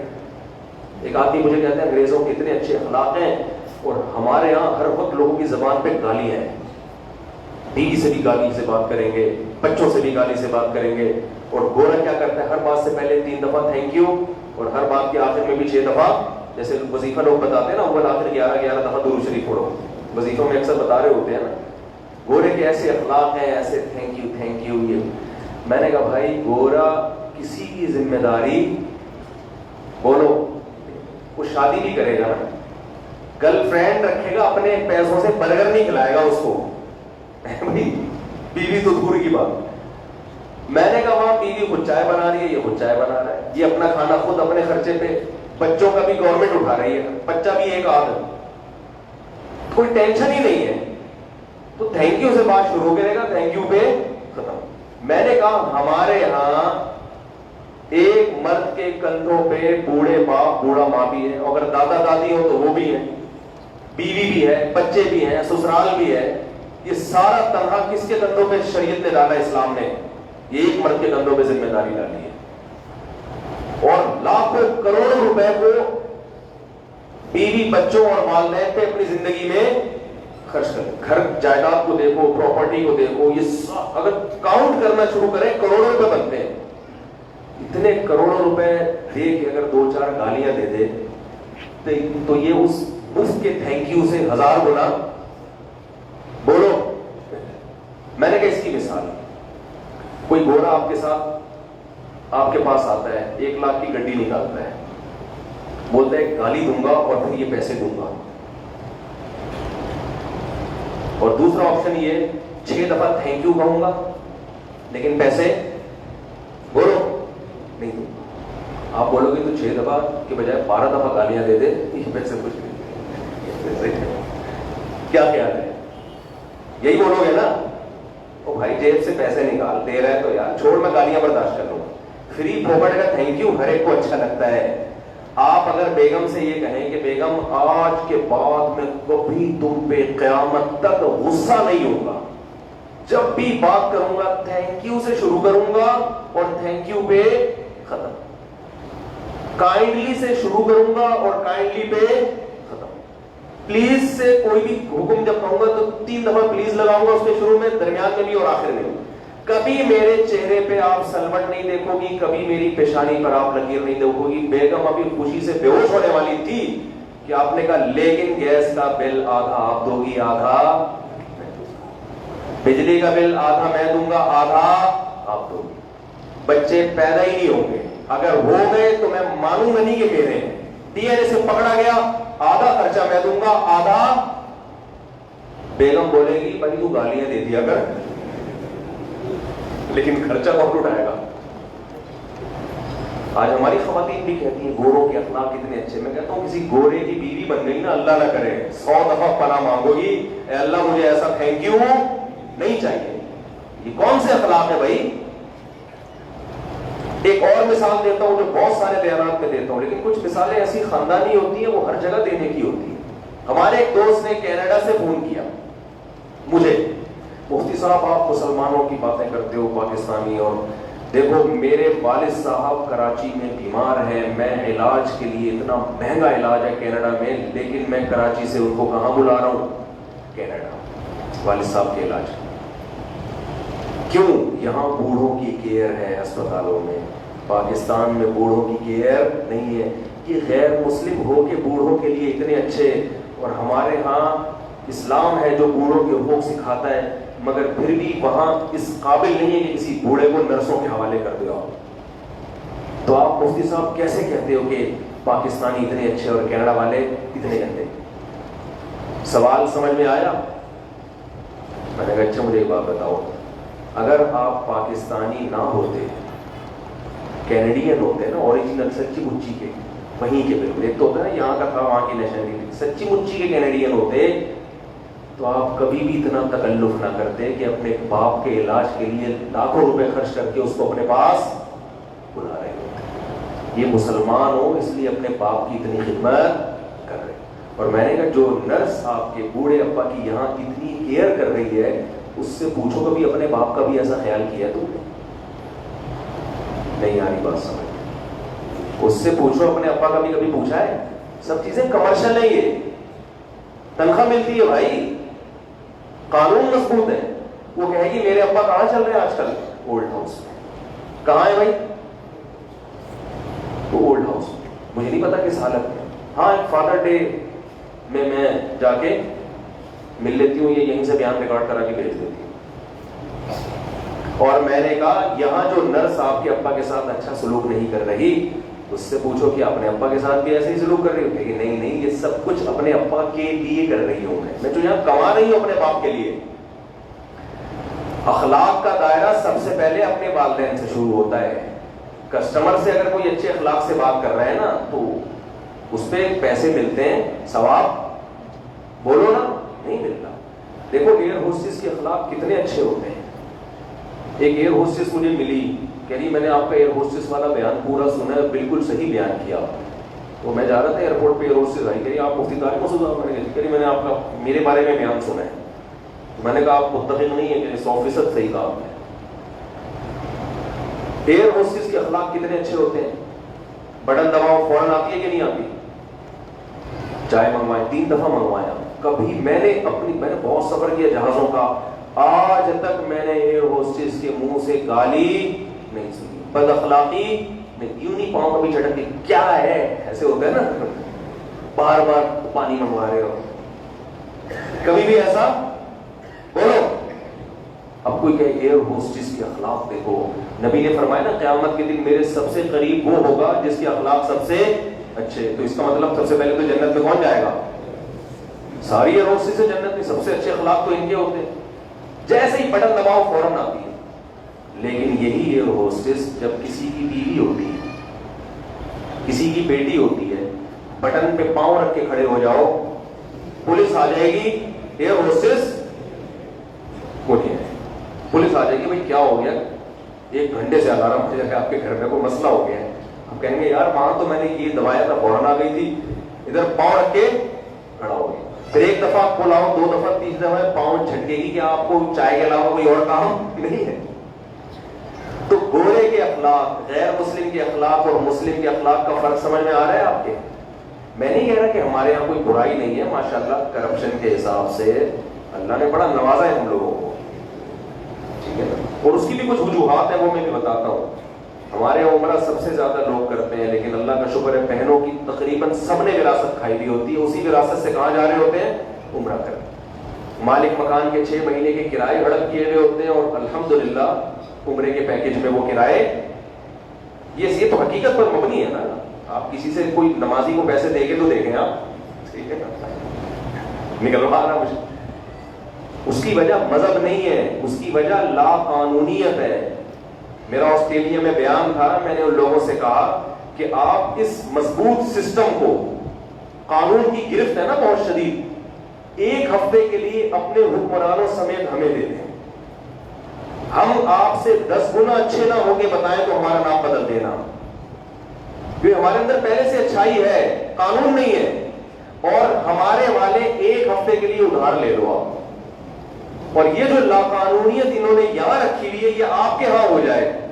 یہ ہم سے 10 گنا برے نہ ہو تو ہمارا نام بدل دینا. جتنی تھینک یو فری میں بھی لگا رہے ہیں, فری میں بھی تھینک یو لگانے کے لیے تیار نہیں ہوں گے. تھپڑ سے بات شروع کریں گے, دھماکے سے بات ختم کر کے وہ. وہاں تو ڈپریشن کا مرض بہت زیادہ ہے. وہاں تو نہ بیوی کے حقوق نہ بچوں کچھ بھی نہیں ہوگا. یہ تو لا نے جکڑا ہوا ہے ان کو. میں آسٹریلیا میں تھا, لاک ڈاؤن میں ٹیشو پیپر شارٹ ہو گیا. جو لوٹ مار مچی ہے, آپ کی سوچ ہوگی, ایسا تو ہم روٹی پہ نہیں, شادی میں بارات میں جو کھانے پہ لوٹتے ہیں نا, اتنا وہاں نہیں لوٹتے جب بھوکے ہوتے ہیں. جو ٹیشو پیپر جس طرح لڑائیاں ہوئی ہیں, تو ہمیں آزمائش حکمرانوں نے تباہ کیا ہے. خیر میں یہ عرض کر رہا تھا, جلدی سے بات کو سمیٹتا ہوں. دیکھو بھائی, اگر ہم آٹومیٹیکلی خود بخود اتفاقی دھماکے اور اتفاقی حادثے کے نتیجے میں پیدا ہوئے ہیں تو پھر ہمیں کسی تکلف کی ضرورت نہیں. آپ اپنی من مانی زندگی گزاریں, لائف کو انجوائے کریں. ایک دوست گرل فرینڈ آپ کی ہے تو 10 اور رکھ لیں, اس کو بھی الو بنائیں, اس کو بھی الو بنائیں. تو یہ الو بنانے کا آخرت میں کوئی گناہ تو ملنے والا ہے نہیں. قبر میں کوئی سوال نہیں ہوگا, کچھ بھی نہیں. قبر ہی نہیں ہے, مر گئے, مٹی ختم, کچرا بن گئے, تو کیا اچھا کیا برا. او بھائی انجوائے کرو, صحیح ہے نا. یہاں تو دنیا میں کسی کو سزا ملتی نہیں ہے. بعض دفعہ بے گناہ لٹک جاتا ہے اور گناہگار بری ہو جاتا ہے. یہاں تو الٹا نظام چل رہا ہے. لیکن اگر میرے بھائی کسی نے بنایا ہے معذرت کے ساتھ, اور یقیناً بنایا ہے, گلاس کے 4 ٹکڑے خود بخود نہیں جڑ سکتے, انسان کیسے وجود میں آ سکتا ہے. کل میں نے ایک کلپ دیکھا, 2 ایتھیسٹ آپس میں مناظرہ کر رہے ہیں. پرسوں دیکھا کلپ, 2 ایتھیسٹ, دونوں بڑے فنٹر بنے ہوئے تھے, اور آپس میں کیا کر رہے ہیں, بحث. ایک کہہ رہا ہے کہ خدا نہیں ہے, دوسرا کہہ رہا ہے خدا ہے. دوسرا کیا کہہ رہے ہیں؟ خدا ہے، بنایا ہے کسی نے، لیکن میں مذہب کو نہیں مانتا یہ مسلمانوں کا اللہ اور ہندوؤں کا بھگوان اور فلانے کا یہ ان کے بنائے ہوئے خدا ہیں. یہ معاذ اللہ محمد صلی اللہ علیہ وسلم کے دنیا سے جاتے ہی دنیا سے معاذ اللہ نقل کفر یہ چلا گیا تھا. ہم اس خدا کو نہیں مانتے جو لوگوں کی نماز نہ پڑھنے پر جہنم کی آگ میں پھینک رہا ہے، جو یہ کہہ رہا ہے کہ میری عبادت نہیں کرو گے تو سزا دوں گا، قبر کا عذاب دوں گا. اس خدا کو کیا ضرورت ان چھوٹی چھوٹی باتوں پہ آگ میں ڈالنے کی؟ وہ ان باتوں پہ اپنی عبادت کروا کے اور توحید پر لا کر ان چیزوں سے وہ خوش نہیں ہوتا. وہ اتنا بڑی ذات ہے کہ وہ یہ چھوٹی موٹی چیزوں پہ اس کو ٹینشن نہیں ہوتی. سمجھ میں تھک تو نہیں گئے آپ لوگ؟ بات سمجھ میں آ رہی ہو؟ کہتے ہیں وہ ہم مانتے ہیں کسی خدا نے بنایا ہے، لیکن وہ خدا جنت جہنم اور یہ جناب تم اللہ کی طواف نہیں کرو گے، بیت اللہ کا حج نہیں کرو گے اور جانور نہیں بقرعید کے دن کاٹو گے تو میں ناراض ہو جاؤں گا. جو بقرعید کی جس میں قربانی کی طاقت اور جانور ذبح نہ کرے، نبی نے فرمایا وہ عیدگاہ میں بھی نہ آئے، اتنی شدید وعید ہے. قربانی کی طاقت ہو پھر بھی نہ کرے، تو وہ جانوروں کو کٹتے ہوئے دیکھ کے خوش ہو رہا ہے کہ میری خاطر جانور کٹ رہے ہیں. اس کا دل اتنا چھوٹا نہیں کہ بات بات پہ جہنم کیا، نماز نہ پڑھنے پر جہنم، وہ بڑا دل ہے وہ وغیرہ وغیرہ. اس نے کہا میں خدا کو مانتا ہوں مگر یہ والے خدا کو نہیں مانتا، یہ تو مذہبی لوگوں کا بنایا ہوا خدا ہے. میں نے کہا چلو آدھا مسلمان ہو گیا، آدھا رہ گیا ہے. خدا کو مان رہا مگر کہہ رہا ہے یہ والا خدا نہیں. تو مجھے ایک بات بتاؤ، ایک ایسا خدا جو نہ بولتا ہے، نہ یہ بتاتا ہے کہ میں نے کیوں بنایا، نہ یہ بتاتا ہے کہ میں کن چیزوں سے خوش ہوتا ہوں، نہ یہ بتاتا ہے کہ میں کن چیزوں سے ناراض ہوتا ہوں، نہ یہ بتاتا ہے کہ میں نے بنایا کیوں. آپ سے ہم پوچھ رہے ہیں یہ گلاس کیوں جوڑا، میں چپ بیٹھا ہوں، بول ہی نہیں رہا. ہوش آئے گا کہ نہیں آئے گا؟ بھائی تو کیا ہے بول تو صحیح. بنا دیا انسان کو اپنی قدرت کا شاہکار، مگر نہ یہ بتا رہے کہ میں نے کیوں پیدا کیا، نہ یہ بتا رہے کہ میں کن چیزوں سے خوش ہوتا ہوں، نہ یہ بتا رہے کہ میں کن چیزوں سے ناراض ہوتا ہوں، نہ یہ بتا رہے کہ اگر میں خوش ہوں تو صلے میں کیا دیتا ہوں، نہ یہ بتا رہے کہ اگر میں ناراض ہوں تو سزا کیا دوں گا. بس وہ چپ بیٹھا ہوا ہے اور خدا نخواستہ مسلمانوں کا جھوٹا موٹا خدا نخواستہ نقل کفر نباشت جس کو اللہ کہتے ہیں، وہ پیغمبروں کو بھیج رہے ہیں 1,24,000 پیغمبروں کو. جھوٹا خدا معاذ اللہ جس کو یہ جھوٹا کہتے ہیں، وہ قرآن نازل کر رہا ہے، پھر اس قرآن کو پوری دنیا میں اس نے محفوظ کر کے پھیلا دیا اور کروڑوں لوگ اس قرآن کی تلاوت کر رہے ہیں. اس نے اپنا گھر بنایا، لاکھوں لوگ اس کا طواف کر رہے ہیں. یہ جھوٹی موٹی کا خدا تو بولے جا رہا ہے اور پھر پیغمبر کے وارثین کو بھیج کے اپنی صفات بیان کروا رہا ہے. سچی مچی کا خدا چپ چاپ بیٹھا ہوا ہے. تو بھائی اگر یہ ہے بھی تو تمہارا جو سچی مچی کا ہے یہ ہمارے کسی کام کا بولو نہیں ہے. اس کو بولو چپ کر کے بیٹھا رہے بس آرام سے. اور ایسے گونگے بہرے خدا کا دفاع کرنے والے بھی گونگے اور بہرے ہی ہو تو زیادہ اچھا ہے. اتنی بڑی قدرت کا شاہکار انسان کو بنایا، کائنات کو بنایا اور بتا نہیں رہا ہے کہ میں نے کیوں بنایا، چپ بیٹھا ہوا ہے. آپ نے فرنیچر کی دکان کھولی، خوب فرنیچر رکھے، اس میں بیڈ الماری ساری چیزیں آپ نے بڑی تمیز سے سیٹ کی. لوگ آپ سے پوچھنے آپ نے یہ کیوں کیا؟ کیا ویسے ہی اپنا گھر ڈیکوریٹ کر رہے تھے یا فرنیچر بیچنے کا ارادہ ہے آپ کا؟ آپ بیٹھے ہوئے ہیں منہ پہ ٹیپ لگا کے. آپ بولیں گے یار آپ سے بڑا پاگل دنیا میں کوئی نہیں. تو یہ جو کہتے ہیں نا خدا کو تو مانتے ہیں مگر اللہ کو نہیں مانتے، مسلمانوں کے خدا کو نہیں مانتے، اس کا مطلب یہ ایسے خدا کو مانتے ہیں جس سے زیادہ عقل مند تو ہم لوگ ہیں. یہ بہت پاگل ہے. ٹھیک ہے نا؟ پتہ نہیں کیا کیا ہو رہا ہے. یہ جب سے کائنات بنی ہے بول کے ہی نہیں دے رہا. ہم اس زندہ خدا کو مانتے ہیں جن کو مسلمان کہتے ہیں. ہم اس خدا کو مانتے ہیں جس نے موسیٰ کلیم اللہ کو فرعون کے پاس بھیجا، جس نے ابراہیم خلیل اللہ کو نمرود کے پاس بھیجا، جس نے عیسیٰ روح اللہ کو بغیر باپ کے مریم کے بدن سے پیدا کیا، بنی اسرائیل کا پیغمبر بنا کے آسمانوں پہ اٹھایا، جس نے محمد صلی اللہ علیہ وسلم کو بھیجا اور ایسا نبی بنایا جو نہ لکھنا جانتے نہ پڑھنا جانتے، مگر اپنی طرف منسوب کر کے اتنی عزت دی کہ آج پوری دنیا میں سب سے زیادہ فالو اس رسول کو کیا جاتا ہے جو نہ لکھنا جانتے تھے نہ پڑھنا جانتے تھے، مگر اس کے نام پہ کروڑوں لوگ آج بھی جانے کٹانے کے لیے تیار ہیں. آج دیکھو نا امریکہ میں افغانستان میں ہوا کیا ہے، 52 ملکوں نے دھول چاٹی ہے وہاں پہ. کیوں؟ جو ان سے لڑنے والے لوگ تھے وہ کس کے حکم پہ لڑ رہے تھے؟ خدا کے حکم پہ لڑ رہے تھے, 52 ملکوں کو دھول چٹا کے باہر نکالا انہوں نے. ہم ایسے خدا کو مانتے ہیں جو جس نے محمد صلی اللہ علیہ وسلم کو بھیجا, جس نے قرآن نازل کیا. ہم جب اس سے پوچھتے ہیں کہ اے خدا تو نے ہمیں کیوں بنایا, وہ اس کا جواب دیتا ہے ما خلقت الجن والانس الا لیعبدون, اپنی فرما برداری کے لیے بنایا, مجھے فالو کرو اس لیے بنایا ہے. اے خدا اچھا تجھے ہم کیسے فالو کریں, کن چیزوں سے تو خوش ہوتا ہے, کن چیزوں سے تو ناراض ہوتا ہے. وہ بتاتا ہے ولا تقربوا الزنا, زنا کے قریب مت پھٹکو, انہ کان فاحشۃ وساء سبیلا, اپنی خواہش پوری کرنے کا بدترین راستہ ہے.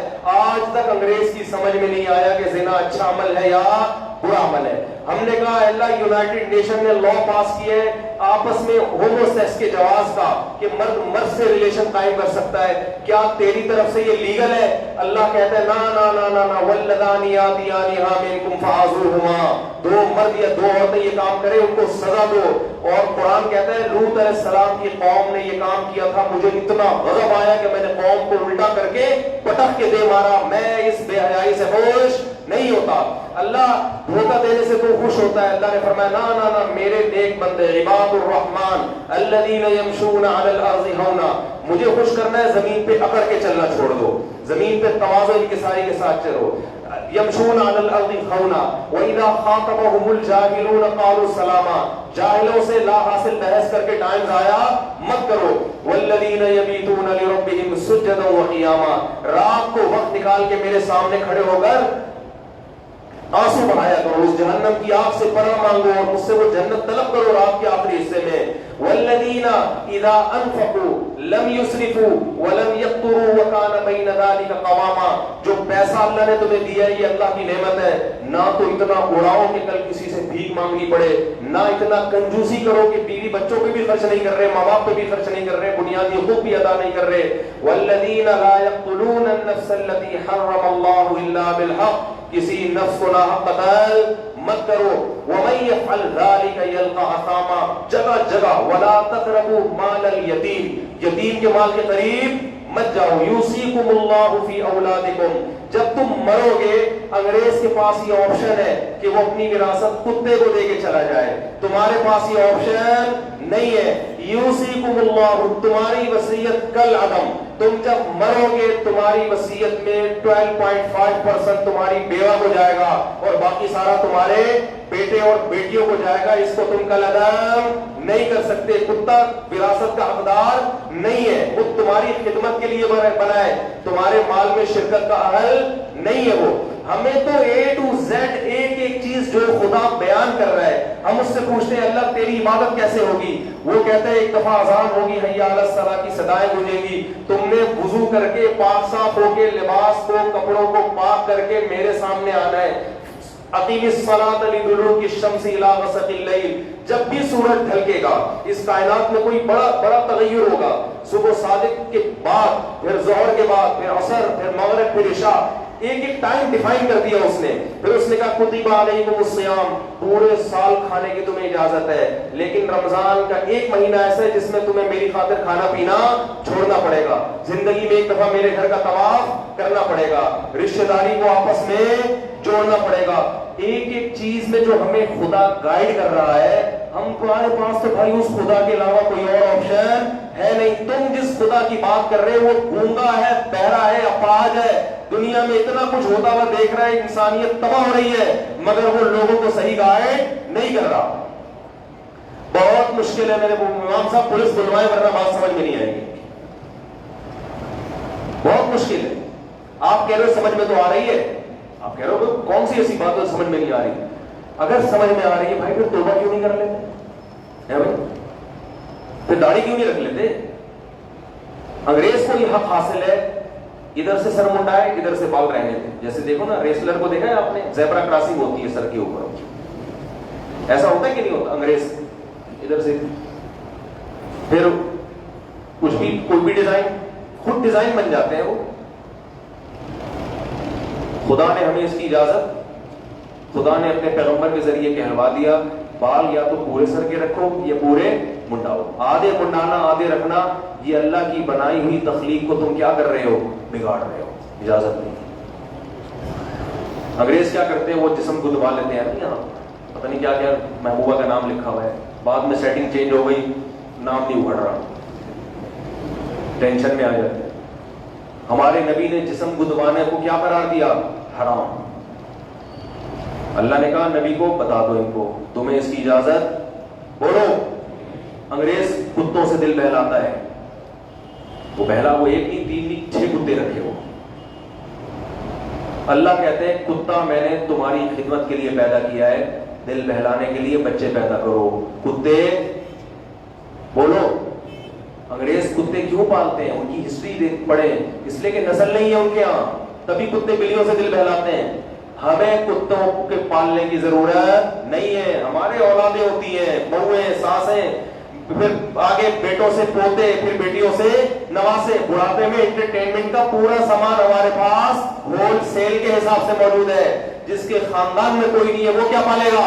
کتا پال کے دل بہلائے گا.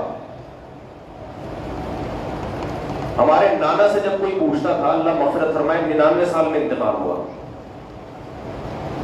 کوئی پوچھتا تھا, وہ امام تھے مسجد کے, مولوی صاحب گھر میں خیریت ہے؟ وہ کہتے خیریت کم وقتوں کیا ہوتی ہے. خیریت کس کیا ہوتی ہے؟ بدقسمت لوگوں کی.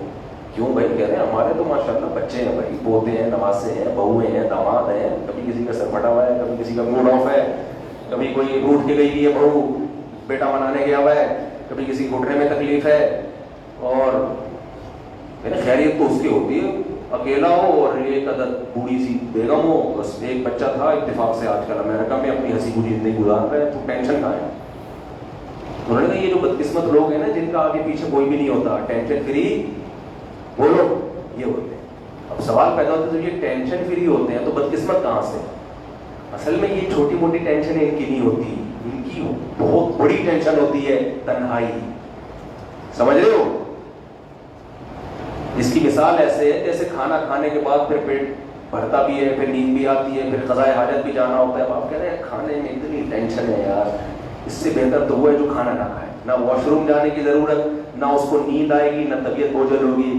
ہم کہیں گے بھائی وہ 10 ٹینشنوں سے بچ کے جو بھوک کی ٹینشن اس نے اٹھائی بھی ہے نا, یہ ان 10 ٹینشنوں پر, تو یہ جو تنہائی کی ٹینشن, یہ جو جوانی کو مت دیکھو. ابھی جاپان کتنا بڑا کنٹری ہے, کامیاب ترین ملک, بوڑھوں کی زندگی دیکھو. ہمارے ہاں رینٹ کار کی طرح ان کے ہاں رینٹ بندہ ہوتا ہے. سرچ کر لو انٹرنیٹ پر, چائنا میں رینٹ بندہ. نسلیں ختم کر دی نا, باپ چاہتا ہے کہ میری آمدن میں میری اولاد شریک نہ ہو, ایک آدھ بچہ بس ہو جائے, وہ بھی ایک ثبوت کے طور پر کہ بھائی میرے بھی اولاد ہے.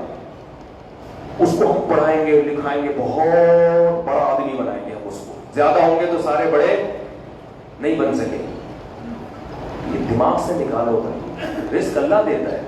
بچہ پیدا ہوتا ہے, ماں کی چھاتیوں میں دودھ پیدا ہونے کے بعد آتا ہے, یہ پہلے سے آتا ہے, پیدا ہونے کے بعد آتا ہے نا. اللہ کہہ رہے ہیں پیدا تو کرو, پھر میں اس کی ضرورتیں پوری کروں گا. آپ پیدا ہونے سے پہلے تنخواہیں دیکھ رہے ہو, یار ابھی میں 10,000 کماتا ہوں, 20 بچے کیسے اس میں افورڈ کر سکتا ہوں, 4 شادیاں کیسے کر سکتا ہوں, اتفاق سے آ گیا, میرا ارادہ نہیں تھا, میں اس میں کیسے کر سکتا ہوں. بھائی اللہ نے کہا ہے کہ میں تمہیں بھی رزق دوں گا, اس کو بھی, تو جب ہوں گے تو دے گا, پہلے سے تھوڑی اللہ نے وعدہ کیا ہے.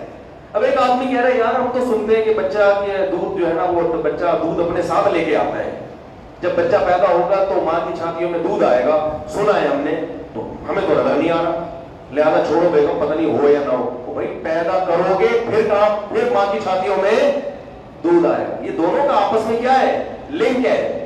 اور جس خدا نے دودھ پیدا کیا ہے نا, وہ یہ بتاتا ہے کہ میں اس بچے سے غافل نہیں ہوں. آپ یہ نہ سمجھنا کہ میں صرف دودھ ہی پیدا کر سکتا ہوں. دودھ تو ایک سائن علامت ہے, عقل مند علامتوں کو دیکھ کے نتیجے اخذ کرتا ہے, اور احمق اور بے وقوف اسی سائن بورڈ پہ کھڑا ہوتا ہے کہ بس یہی ہے, اس کے علاوہ کچھ بھی نہیں ہے.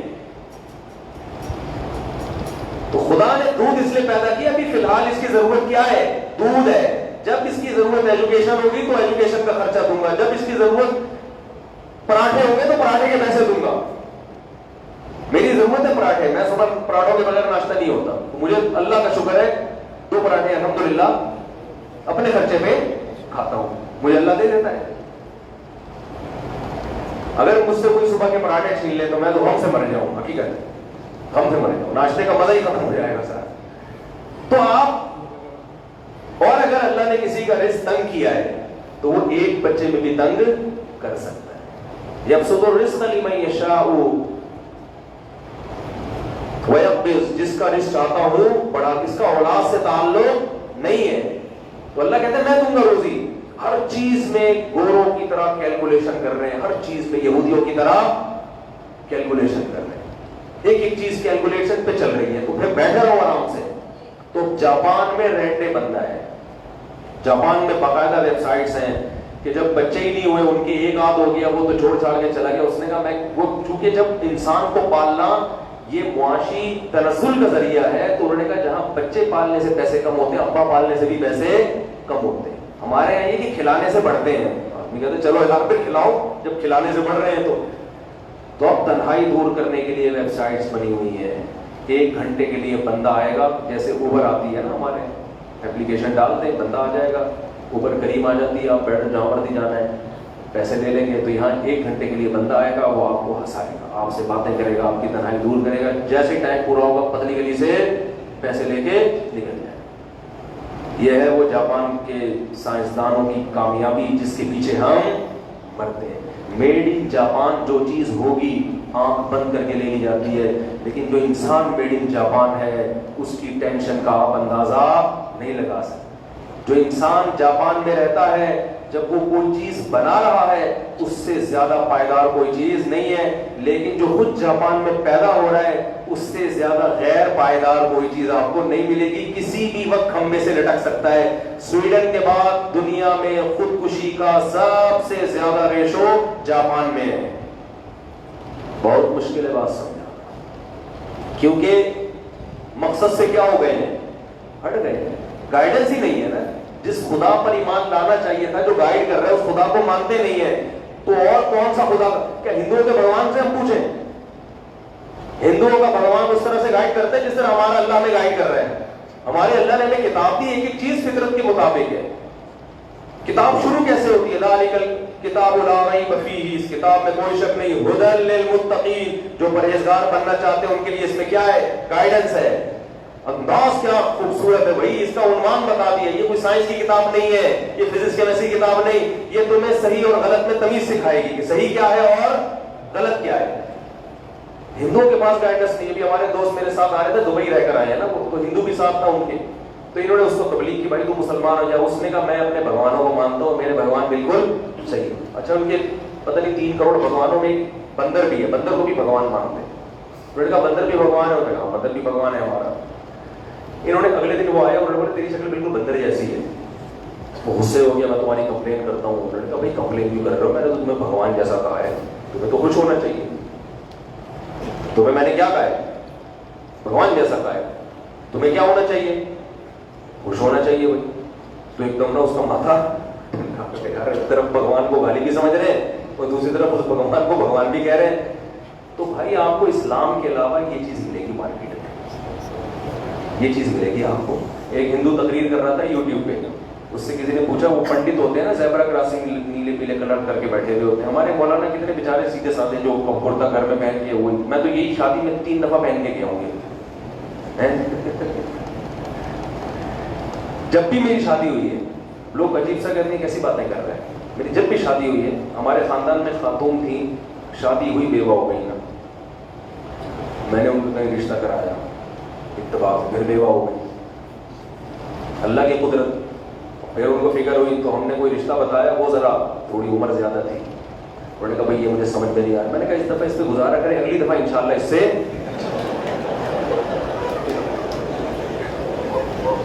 ایک دم ان کا لال ویڈیو، یہ کیا کہہ رہے ہیں؟ تو میں نے کہا لگ تو ایسے ہی رہا ہے. میں نے کہا فی الحال گزارا کریں، اگلی دفعہ انشاءاللہ. تو بعضوں کا ہوتا ہے اتنے میاں مر چکے ہوتے ہیں، اتنی طلاقیں ہو چکی ہوتی ہیں، آدمی کہتا ہے فی الحال گزارا کرو اگلی دفعہ. تو یہ مذاق تھا، یہ حقیقت سے یعنی واقعہ تو سچا ہی ہے، لیکن یہ میں نے ان سے مذاق کیا تھا. مطلب یہ نہیں تھا کہ یہ آپ بیوہ کر رہی ہو، تو ان کی قسمت تھی 2 بندے مر گئے. ابھی الحمدللہ دوبارہ ان کی شادی ہو گئی ہے. تو اب اللہ خیر کرے. تو کیا بات چل رہی تھی؟ جلدی سے بات کو سمیٹ کے میں بس ختم کر دوں. ہاں تو وہ جو بھگوان پہ وہ جو پنڈت جی، آج کل تو فیس بک نے ساری دنیا کو کنیکٹ کر دیا نا، یوٹیوب نے وہ سب اسپیچز، میری اسپیچز پنڈت سن رہے ہیں، پنڈتوں کی میں سن رہا ہوں, پادری ہماری سن رہے ہیں, ہم پادریوں کی سن رہے ہیں, تو آپس میں بڑا کنیکشن ہو گیا. تو ہندو پنڈت سے کسی نے بھگوان کے بارے میں سوال پوچھا, گائے کے بارے میں سوال پوچھا کہ گائے ہماری ماتا کیوں ہے؟ یہ بھی تو ایک دودھ دینے والا جانور ہے, تو بکری بھی دودھ دیتی ہے, بھینس بھی دودھ دیتی ہے, اونٹنی بھی دودھ دیتی ہے, بلکہ آج تو ڈبے زیادہ دودھ دے رہے ہیں. کیا کہنا ہے یہ؟ اس نے سوال نہیں پوچھا, اگر میں ہوتا تو یہ بھی اضافہ کر لیتا, بھائی جتنی ملٹی نیشنل کمپنی ہیں ساری دودھ دے رہی ہیں آج کل. تو وہ ماں نہیں ہے, گائے ماں کیوں ہے؟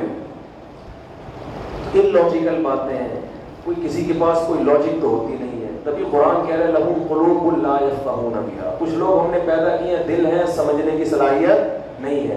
وَلَهُمْ أَعْيُنٌ لَا يُبْصِرُونَ بِهَا, آنکھیں ہیں, حق دیکھنے کی صلاحیت نہیں ہے. وَلَهُمْ آذَانٌ لَا يَسْمَعُونَ بِهَا, کان ہیں, حق سننے کی صلاحیت نہیں ہے. جب میں نے یہ پورا ڈیفائن کیا, پنڈت جی نے سنا ایک کلپ میرے خلاف, ہندوؤں نے بنا دیا ایک اور, تو اس سے پتا چلتا ہے کان ہے, سننے کی صلاحیت, دیکھنا تو سمجھ میں آ رہا تھا, نہ دیکھ رہے نہ سمجھ رہے, سننا بھی سمجھ میں آ گیا. بھائی ان دلائل کے جواب نہیں دیں گے, الٹا اور مذاق اڑائیں گے. تو میں نے پھر ان سے کہا, میں نے کہا بھائی پنڈت جی سے میرا سوال پنڈت صاحب تک پہنچا دے. انہوں نے کہا گائے جو ہے نا یہ اس لیے ہماری ماں ہے کہ کوئی جانور ایسا نہیں ہے جو دن میں بھی آکسیجن لیتا ہو اور پھینکتا ہو, رات میں بھی آکسیجن پھینکتا. گائے دن میں بھی آکسیجن پھینکتی اور پتہ نہیں انہوں نے پھینکی ہے یا حقیقت میں ہے, گائے ایسا کر رہی ہے اللہ معلوم. دن میں بھی کیا کر رہی ہے, آکسیجن دے رہی ہے, اور رات میں بھی ڈبل آکسیجن. تو 2-3 چیزیں گائے کی ایسی بتائی جو بھینس میں بھی ہے, لہٰذا گائے ماں ہے, بھینس ماں نہیں. میں نے کہا چلو فرض کر لیا, وہ تو پتہ نہیں یہ تحقیق صحیح بھی ہے, مجھے تو نہیں لگتا کہ رات میں گائے, سوری رات میں نہیں, انہوں نے کہا گائے لیتی بھی آکسیجن ہے اور پھینکتی بھی کیا ہے, آکسیجن ہے. دن رات میں نہیں, 24 گھنٹے آکسیجن ہی لے رہی ہو. میں نے کہا اس تکلف کی ضرورت کیا ہے, جب آکسیجن لے کے آکسیجن ہی دے رہی ہے تو نیل ہو بھائی, استعمال میں ہی نہیں آ رہی جب وہ آکسیجن.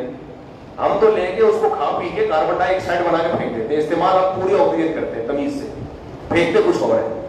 تو جب وہی لے کے وہی دینی ہے تو پھر اس تکلف کی, بہت تکلف بھگوان ہے آپ کا.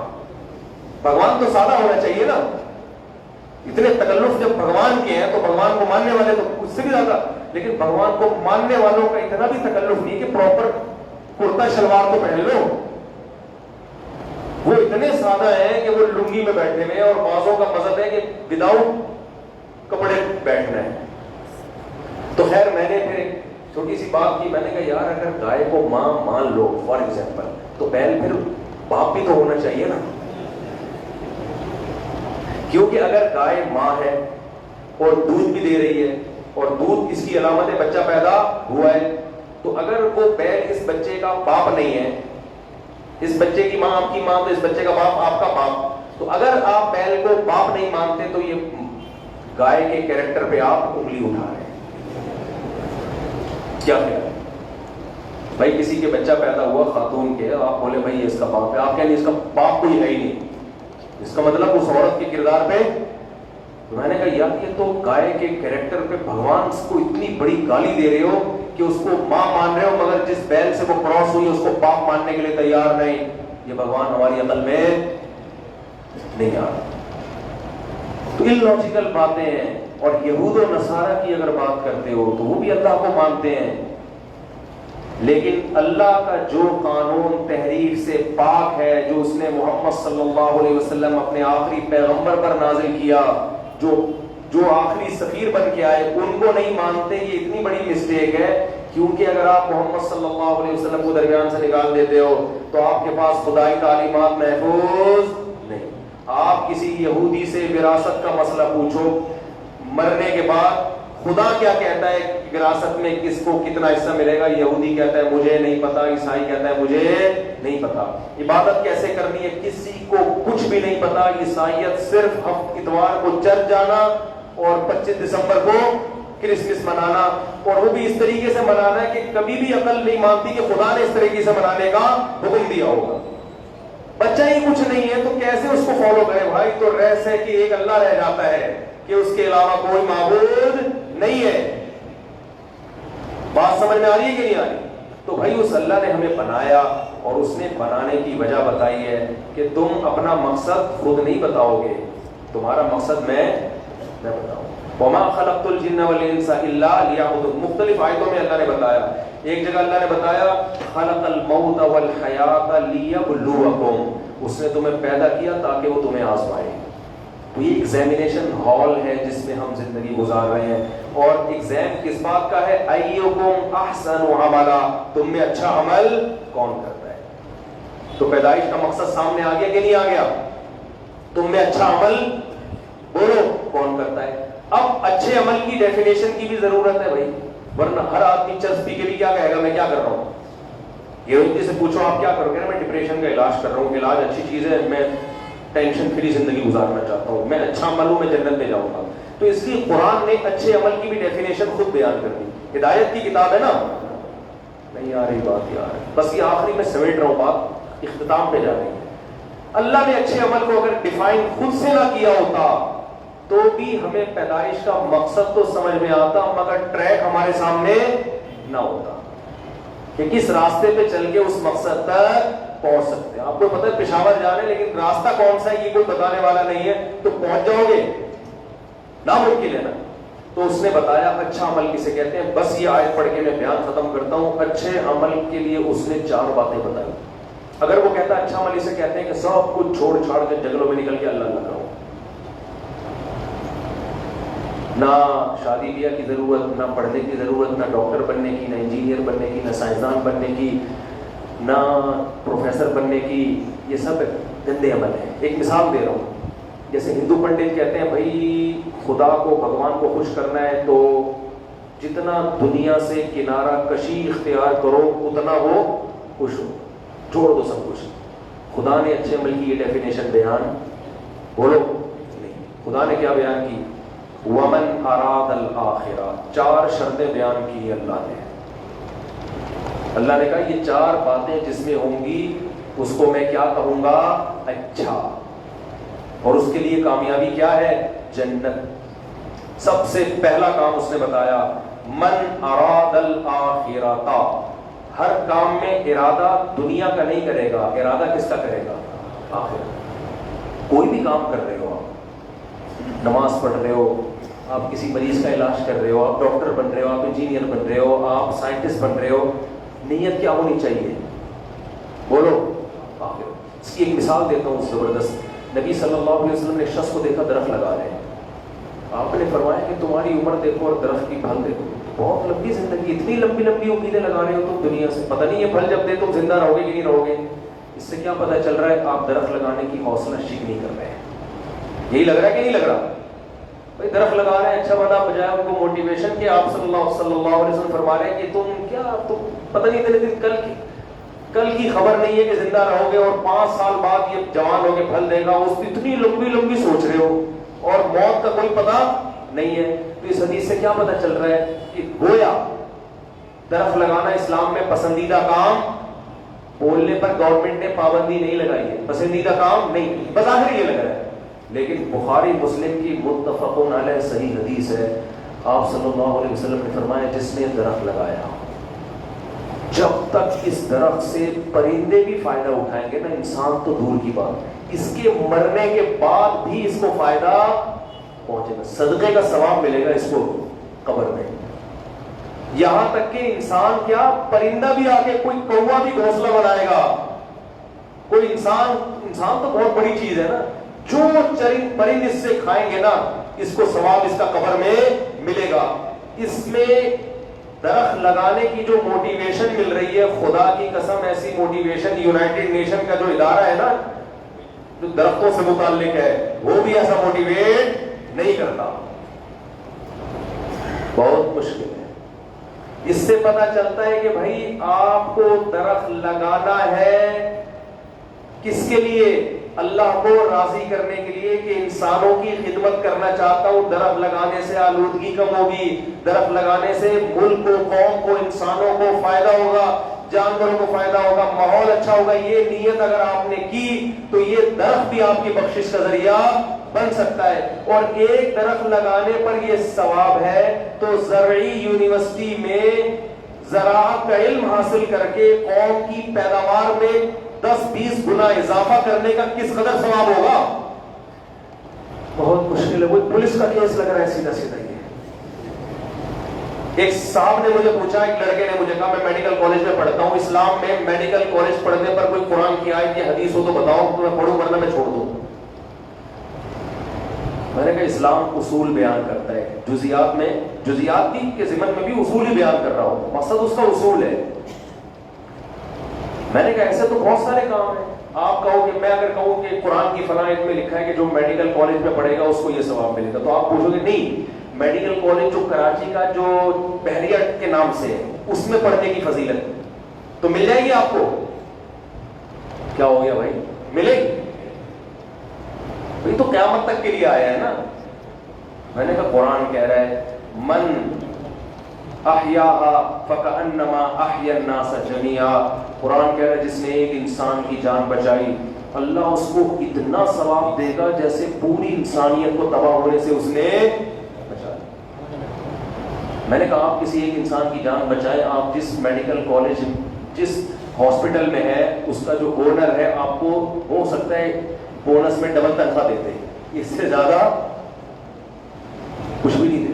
قرآن کہہ رہا ہے یہ میرا اتنا محبوب ہے کہ ساری دنیا کے سارے پوری نسل بچا لی اس نے, کیونکہ اللہ کے یہاں انسانوں میں فرق نہیں ہے کہ یہ الگ ہے تو وہ الگ ہے. وسیم بھائی کو بچانے کا الگ ثواب ہے تو ستار بھائی کو بچانے کا الگ ثواب. اللہ کہتے ہیں وسیم کو بچایا ستار کو بھی بچا لیا, کوئی فرق نہیں ہے, انسانیت کو بچایا. تو میں نے کہا مجھے ایک بات بتاؤ, اللہ نے یہ نہیں کہا جس نے ڈوبتے ہوئے کو بچایا, جس نے جلتے, انسانی جان بچائی. جان جتنی ڈاکٹر لوگوں کی بچاتا ہے اتنا کوئی بھی نہیں بچاتا. فرق کیا ہے, ڈاکٹر اراد الآخرہ, اس علاج کے عمل میں نیت کیا کرے, آخرت کا ارادہ کر لے بس. جیسے درخت لگانا برا عمل بھی تھا اور اچھا عمل. وَيُطْعِمُونَ الطَّعَامَ عَلَىٰ حُبِّهِ. قرآن کیا کہتا ہے, ہمارے نیک بندے لوگوں کو کھانا کھلاتے ہیں اللہ کی محبت میں, تبھی وہ لوگوں کو کھلاتے ہوئے کہتے ہیں ہم تم سے اس کا بدلہ نہیں, شکریہ بھی نہیں چاہتے. شکریہ ادا کیا تو ثواب نہ کم ہو جائے. اب ہو سکتا ہے ڈاکٹر کو خیال ہے کہ اس کا مطلب فیس لینے کی مجھے پابندی ہے, خالی فری پکڑ میں ثواب کے لیے, ایسا نہیں ہے. فیس لیں آپ لیکن علاج ایمانداری کے ساتھ کریں, اور نیت کیا ہو, آخرت. نیت صحیح کرنے سے یہ نہیں کہ آپ کو فیس حرام ہو جائے گی آپ پر, نیت صحیح کرنے کا فائدہ یہ ہوگا کہ چونکہ جب آپ اللہ کی رضا کے لیے کر رہے ہیں تو علاج میں آپ شریعت کے احکام کی رعایت کریں گے, غیر شرعی کام نہیں کریں گے. آپ پیشنٹ کو وہ دوا نہیں لکھ کے دیں گے جو صرف آپ کے ماموں کی دکان پہ ملتی ہے, باقی پوری دنیا کے کسی میڈیکل اسٹور کو اس دوا کا نام بھی کبھی زندگی میں اس نے, میں تو بھگتا ہوں, ڈاکٹر جو دوا لکھ کے دیتا ہے آپ چلے جاؤ پوری کائنات میں سرچ کر لو نہیں ملے گی, یہ والے میڈیکل پہ ملے گی, یہ ان کے چچا ہیں, یہ ان کے ماموں ہیں اس لیے ملے گی. آپ اس میں آپ کو پیسے ملیں گے, ثواب بولو, کیونکہ اس میں آخرت کا ارادہ نہیں ہے. کہ کیا ہوتا تو اللہ کے حکم کو فالو کرتے نا. آج گائنی کی ڈاکٹر کو دیکھو, آپریشن بنتا نہیں ہے مگر ٹائم بچانے کے لیے آپریشن کرتے ہیں, عورت کا بیڑا غرق ہو جاتا ہے بیچاری کا. یہ تو بہت گائنی کی ڈاکٹر ہمیں خود بتاتی ہیں کہ اسپتال والوں نے کہا ہوتا ہے پیسے اتنے پورے کر کے دینے ہیں, اتنے ہو نہیں رہے تو آپ آپریشن کرو. اس لیے میں کہتا ہوں پریگنسی میں اپنی بیگم کو ہاسپٹل لے کے جائیں, اس سے بولے بھائی پیسے آپریشن والے لے لیں ہم سے, ڈلیوری نارمل کرنا, تھوڑا خرچ کر لو لیکن اس کو ذبح ہونے سے بچاؤ. باہر ملکوں میں نہیں ہے, چائنا میں, امریکہ میں اتنا آپریشن ریشو نہیں ہے, نارمل ڈلیوری ہوتی. ہمارے یہاں پتہ نہیں کیا ہے, عذاب آیا ہے. میں نے ایک ڈاکٹر سے کہا یہ گائے کے بچے, بھینس کے بچے, بلی کے بچے سارے نارمل ہو رہے ہیں, انسانوں پہ عذاب کیوں آیا ہوا ہے؟ کہتے ہیں آپ انسانوں کو گائے بھینس سے تعبیر کر رہے ہیں. میں نے کہا میڈیکل سائنس کی نظر میں انسان بھی ایک حیوان ہے, بھینس بھی کیا ہے؟ تو کہہ رہے ہیں آج کل خوراکیں چینج ہوگی. میں نے کہا بھینس کون سا دیسی گھاس کھا رہی ہے, وہ بھی یوریا ہی کھا رہی ہے. بلیاں کون سا دیسی مرغیاں کھا رہی ہیں, وہ بھی یہی مرغیاں فارمی مرغیاں کھا رہی ہیں. بلی کو چوہا کھلاؤ اس کے ہضم نہیں ہوگا.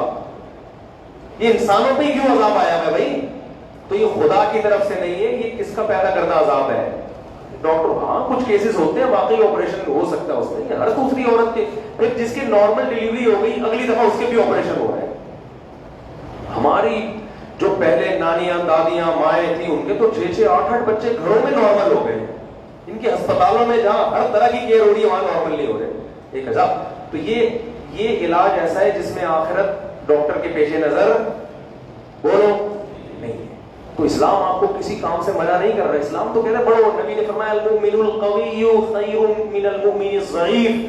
پاورفل مومن کمزور سے اللہ کو زیادہ محبوب ہے. تو طاقت صرف جسمانی نہیں ہے, ٹیکنالوجی کی طاقت بھی ہے, نالج کی طاقت بھی ہے. ہر طرح سے آپ اپنے آپ کو مضبوط بناتے ہیں. تو چونکہ آپ میں کچھ کرنے کی صلاحیت بڑھ جاتی ہے, اس لیے آپ اللہ کی نظر میں زیادہ پسندیدہ بن جاتے ہیں. تو پہلی شرط بیان کی من اراد الاخرہ, نیت کیا ہو, آخرت کا ارادہ. نمبر 2 وسعہ, کوشش بھی کرے, صرف ارادہ کر کے نہ بیٹھ جائے. کوئی بھی شعبہ اختیار کرے آگے بڑھنے کے لیے, لیکن کرے. بیٹھ کے صرف پیڑے کھا رہا ہے اور نیتوں کا ثواب لے رہا ہے. ابو نے پوچھا بیٹا کچھ کر لے, کچھ کسی کام آ جا تو ہماری خدمت بڑھاپے میں ہمارا سہارا بن جانا. اور میری نیت تو بہت ہے.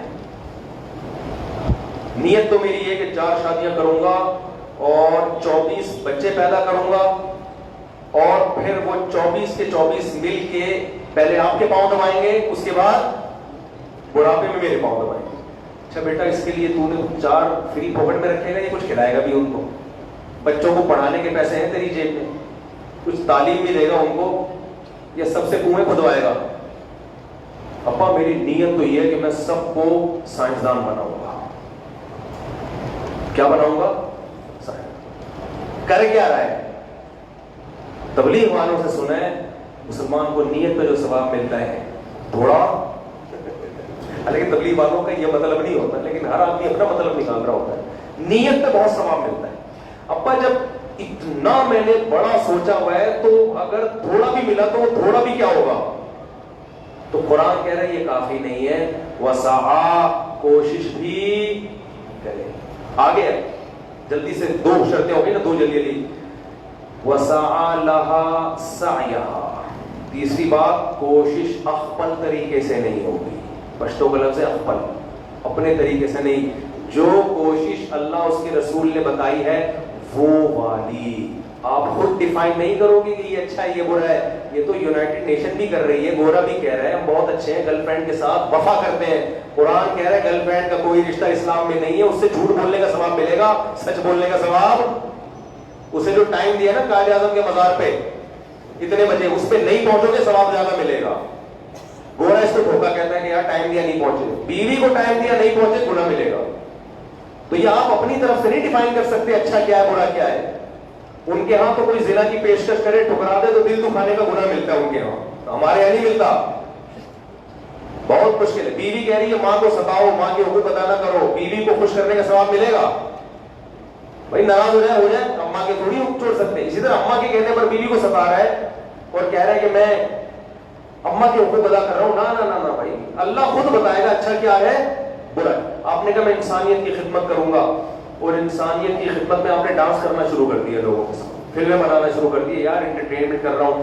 جب حدیث میں آتا ہے درخت کی چھاؤں میں بیٹھ کے ایک انسان کو ثواب ملتا ہے درخت لگانے والے کو, تو وہ کتنا خوش ہوتا ہے نا, تو فلم دیکھ کے اس سے زیادہ خوش ہوتا ہے. درخت کی چھاؤں میں بیٹھ کے اتنا مزہ آتا ہے, یہ فلمیں دیکھنے میں زیادہ مزہ آتا ہے. آپ نے فلمیں بنانا شروع کر دی. نہ بھائی, یہ وہ اچھا ہے جس کو اللہ نے جس کو الاؤڈ کیا ہو نا, اجازت دی ہو, خود بتایا کہ یہ اچھا ہے. دیکھو یہی باہر ملکوں میں جو ہے نا بہت سے ڈرگس ایسے ہیں جو اینٹی ڈپریشن کے نام سے کھائے جا رہے ہیں. گورے تو شراب کو برا نہیں کہتے, گورے تو ماں باپ کو اولڈ ہاؤس میں جمع کرانے کو برا نہیں کہتے, تو کہتے ہیں اچھا ہے نا بھائی, کوئی مسئلہ نہیں, کوئی ٹینشن نہیں ہے. وہ ماں باپ چاہ بھی رہے ہیں, ہم کہتے ہیں چاہ بھی رہے ہو تو بھی آپ کو ان کو دور کرنے کی اجازت نہیں ہے. بدعتوں کی اجازت نہیں. اذان سے پہلے آپ نے خام خام ایک درود شریف کا ایک لاحقہ لگا دیا, کس سے پوچھ کے لگایا ہے؟ آپ کہہ رہے ہو غلط جملہ تو نہیں لگایا, تو پھر لا الہ الا اللہ پہ جب اذان ختم ہوتی ہے تو آگے محمد رسول اللہ بھی لگا دو. کوئی غلط جملہ ہے معاذ اللہ؟ بھائی جیسے اذان منقول ہے ویسے ہی فجر کی 2 فرض ہیں, 3 نہیں کر سکتے آپ. بات آ رہی ہے سمجھ میں؟ تو جیسے اسلام میں محرم کی کیا حقیقت ہے؟ بھائی محرم اللہ کا ایک محترم مہینہ ہے, اس میں روزے رکھنے کا دوسرے مہینوں کی نسبت ثواب زیادہ ہے. بس محرم کی فضیلت یہاں سے شروع ہوئی, اور یہاں پہ اور کوئی عمل محرم کے ساتھ نہیں. مجھے 3 لوگوں نے کہا محرم کی فضائل پر بیان کریں, بہت سسرال کی میں کھڑا ہو گیا, میں نے چلو گیا. میں نے کہا حدیث میں آتا ہے کہ یہ محترم مہینہ ہے، 4 مہینوں میں سے ایک ہے جس میں جنگ و جدال عرب کے دور میں ناجائز تھی. بعد میں اسلام نے اجازت دے دی جنگ کرنے کی بھی، یعنی اگر ضرورت ہو خام میں نہیں بم رکھ کے آ جائے نہیں جا کے، یہ ملکوں کی لڑائی ہو رہی ہوتی ہے اجازت دے دی تو وہ بھی ختم. باقی یہ کہ احترام باقی ہے اس مہینے میں گناہ کرنے کا، گناہ دوسرے مہینوں سے زیادہ. تو 4 محترم مہینے ہیں نا، محرم بھی ہے، ذوالقعدہ بھی ہے، ذوالحجہ بھی ہے، رجب بھی ہے، پھر اس کے ساتھ رجب بھی ہے، صرف محرم نہیں ہے، ذوالقعدہ بھی ہے، ذوالحجہ بھی ہے جس میں حج ہوتا ہے. اور ان میں جو رمضان ہے اس کو فضیلت سب سے زیادہ ہے. تو میں نے کہ اس لیے، اور حدیث میں آتا ہے اس میں روزوں کا ثواب بھی ہے تو روزے رکھ لو. اور 10 محرم کا روزہ اس کی بڑی فضیلت ہے. وما علینا الا البلاغ. یہ کیا ہو گیا بھائی، بس ختم. میں نے کہا اتنے مجھے حدیث قرآن و سنت میں ملتے ہیں، اس سے زیادہ بولو نا. اس سے پھر آگے مجمع گرم کرنے کے فضائل ہیں. بہت پبلک ہاں کرتی رہے گی. باقی محرم میں شادی بیاہ بھی جائز ہے، نبی نے خود نکاح کیا محرم میں، سفر میں بھی جائز، ربیع الاول میں بھی جائز.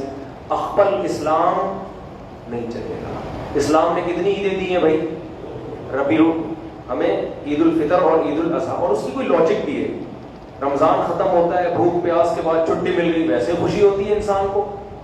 عید الاضحیٰ میں ہم گوشت کھاتے ہیں، یعنی ایک ہمارے پاس منانے کا ایک چیز ہوتی ہے، روحانی فائدہ بھی ہے، ثواب ملا ہے بہت بھائی جانور اور گوشت اتنی اللہ کی طرف سے ضیافت ہو رہی ہے. باقی عیدوں میں تکلف کر کے آپ منائیں گے تو منے گی، ورنہ کوئی لاجک نہیں بنتی. اب فار ایگزامپل 12 ربیع الاول کو نبی پیدا ہوئے تھے، فرض کر لو، اول تو یہ تاریخ غلط بیان کی جاتی ہے، فرض کر لو تو بھائی وہ آج تھوڑی پیدا ہوئے ہیں، وہ تو 1400 سال پہلے والا جو ربیع الاول تھا اس میں پیدا ہوئے تھے، آج تھوڑی ہو رہے ہیں، وہ تو گزر چکا ٹائم. اور پھر نبی نے کیوں نہیں منایا یہ دن؟ مجھ سے صاحب نے کہا قرآن و حدیث میں بتاؤ یہ منع ہے. میں نے کہا دیکھو، یہودیوں کے لیے ہفتے کا دن مقدس تھا اور چھوٹی عید کہلاتا تھا. یہودیوں کے بعد کون آیا؟ عیسائی. عیسائیوں کے لیے کون سا ہو گیا؟ اتوار. آج تک اس کو مقدس مانتے اور مناتے بھی ہیں. اور ہم اس کے بعد آئے، ہمارے لیے کون سا ہونا چاہیے تھا؟ پیر. اور یہ نبی کا ولادت کا دن بھی ہے تو ہمارے لیے تو یہ اور زیادہ مقدس ہونا چاہیے تھا اور عید کا دن بنانا چاہیے. لیکن اسلام نے ریورس کر دیا، پیچھے لے لیا جمعے کو، تاکہ لوگ یہ نہ سمجھیں کہ یہ نبی کی ولادت منائی جا رہی ہے. جمعے کو لے گیا اسلام اور جمعے کو چھوٹی عید قرار دے دیا. ایک بات اس سے پتہ چلتا ہے اسلام نبی کے یوم ولادت کی اجازت، منانے کی اجازت نہیں دیتا. دوسری دلیل، نبی پیر کا روزہ رکھتے تھے. آپ سے پوچھا گیا کیوں؟ فرمایا میں اس دن پیدا ہوا ہوں. روزہ اور عید جمع ہو سکتے ہیں؟ بولتے کیوں نہیں؟ روزہ اور عید آپس میں جمع، یعنی روزہ رکھ کے نہ منانے کا عنصر اس میں ایسا پکا ڈال دیا ہے کہ اب منانے کا کانسیپٹ ہی کیا ہو گیا؟ ختم. کیونکہ روزہ اور سیلیبریٹ کرنا کسی دن کو، یہ دونوں جمع نہیں ہوتے. جب بھی کسی دن کو آپ سیلیبریٹ کرتے ہیں، مناتے، کھا کے مناتے ہیں. کبھی آپ نے بھوکا رکھوا کے منایا؟ آپ نے کہا میرے بیٹے کی شادی ہوئی ہے اور یا میرا بیٹا پاس ہوا ہے اور بس سب ہم خوشی منائیں گے. کیسے منائیں گے؟ آج ڈنر کا نام ہے، آج نہ آپ ڈنر کرو گے نہ ہم ڈنر. عید الفطر اسی لیے تو ہے کہ روزے ختم، تبھی اب مناؤ، کھا کے مناؤ. ختم ہوتے ہیں تو کھانے کا مزہ آئے گا. عام دنوں تو کھاتے ہی، لیکن ایک مہینے بعد جب کھانے کی چھٹی ملے تو پھر مزہ ہی اور ہوتا ہے. تو پیر کا دن نبی نے روزہ رکھ کے بتا دیا کہ اس میں تہوار کا عنصر کھرچ کھرچ کے میں نے ختم کر دیا ہے. لیکن آج نبی کی محبت میں منایا جا رہا ہے اور پتیاں اور پتہ نہیں کیا کچھ ہو رہا ہے، ڈھول ڈمکے اور وہ اسپیکر. مسجدوں کے پہلے گھر قریب مہنگے ہوتے تھے، اب مسجدوں کے قریب گھر سستے ہو گئے کہ کوئی بھی نہیں رہنا چاہتا. ان کو پتا ہے ہر وقت گھوم لے کے ہمارے کان کے اندر گھسے رہیں گے لوگ.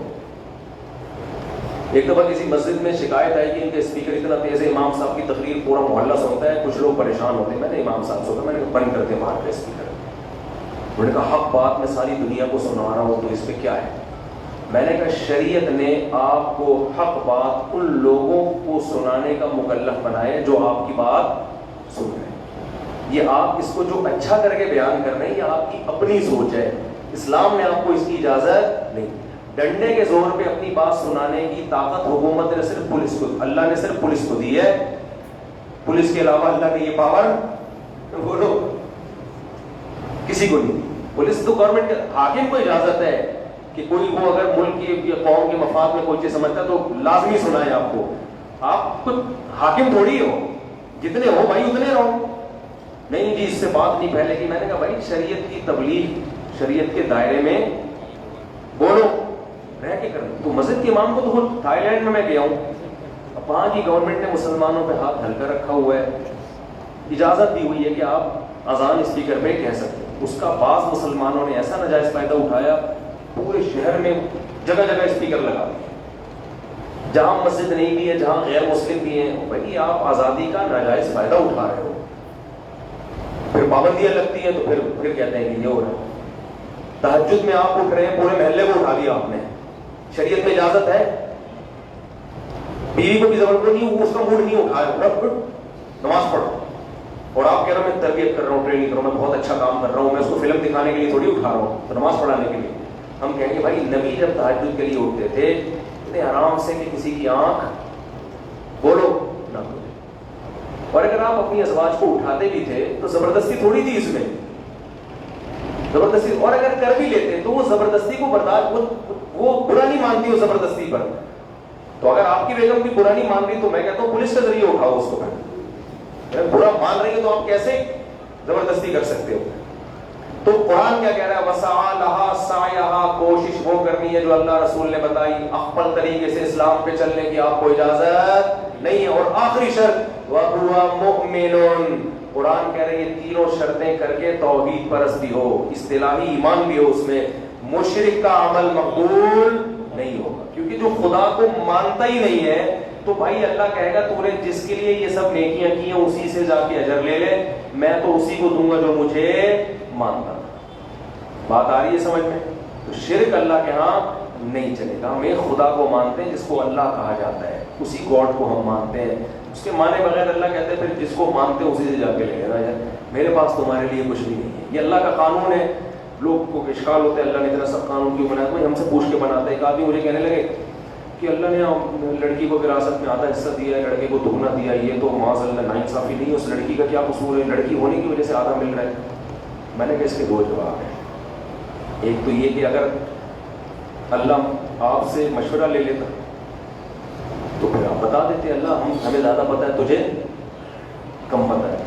میں نے کہا ویسے اصولی طور پر ایک فرض کرو، ایک آدمی مرا، ایک بیٹا اور ایک بیٹی. بیٹے کو ملے 2 لاکھ، بیٹی کو ملا 1 لاکھ. صحیح ہے نا؟ آگے بیٹی کی شادی ہوگی اور بیٹے کی بھی شادی ہوگی. مہر کس پر ہوگا؟ بیٹی پر ہوگا بیٹے پر ہوگا؟ بولو نا.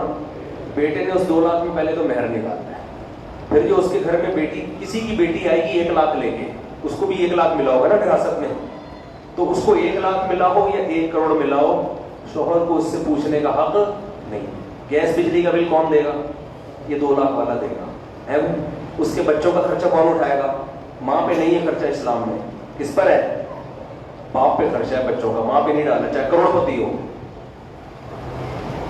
میں نے کہا ان کی تعلیم، پھر بچی کا، پھر بیٹے کا. میں نے کہا اس کے 2 لاکھ کے بعد بھی یہ 10 لاکھ کسی سے ادھار لے رہا ہوگا، اور اس کے جو 1 لاکھ ملا ہے وہ اس کے پاس کیا ہے؟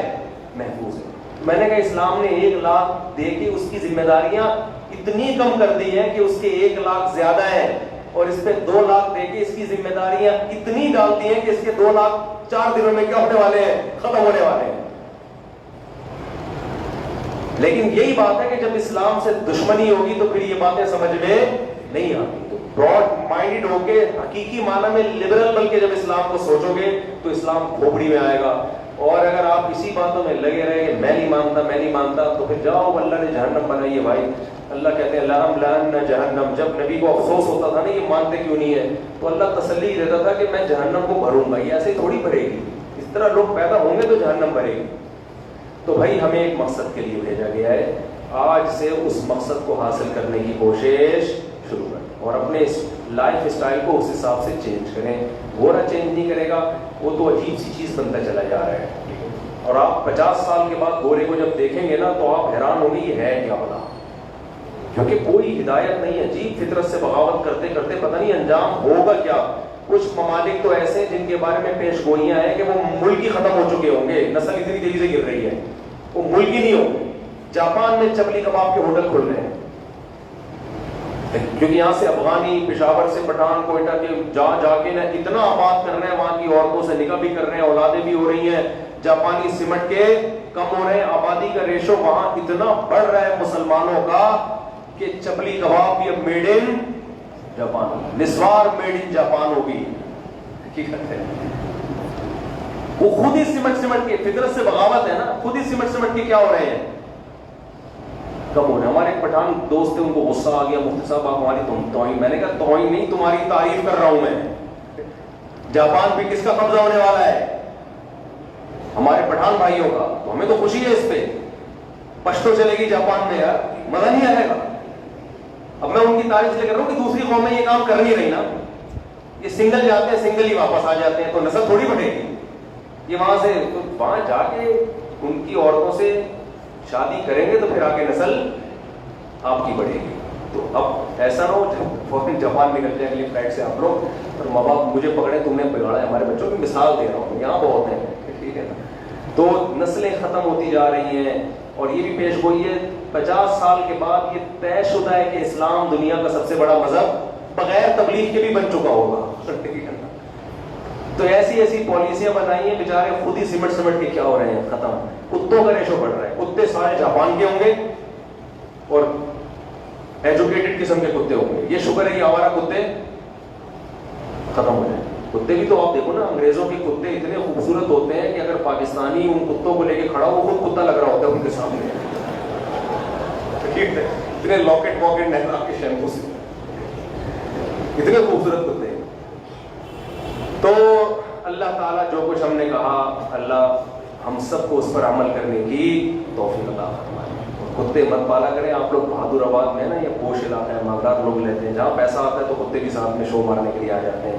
نبی نے فرمایا جس نے کتا پالا روزانہ اس کی نیکیاں اللہ کم کرتا رہے گا۔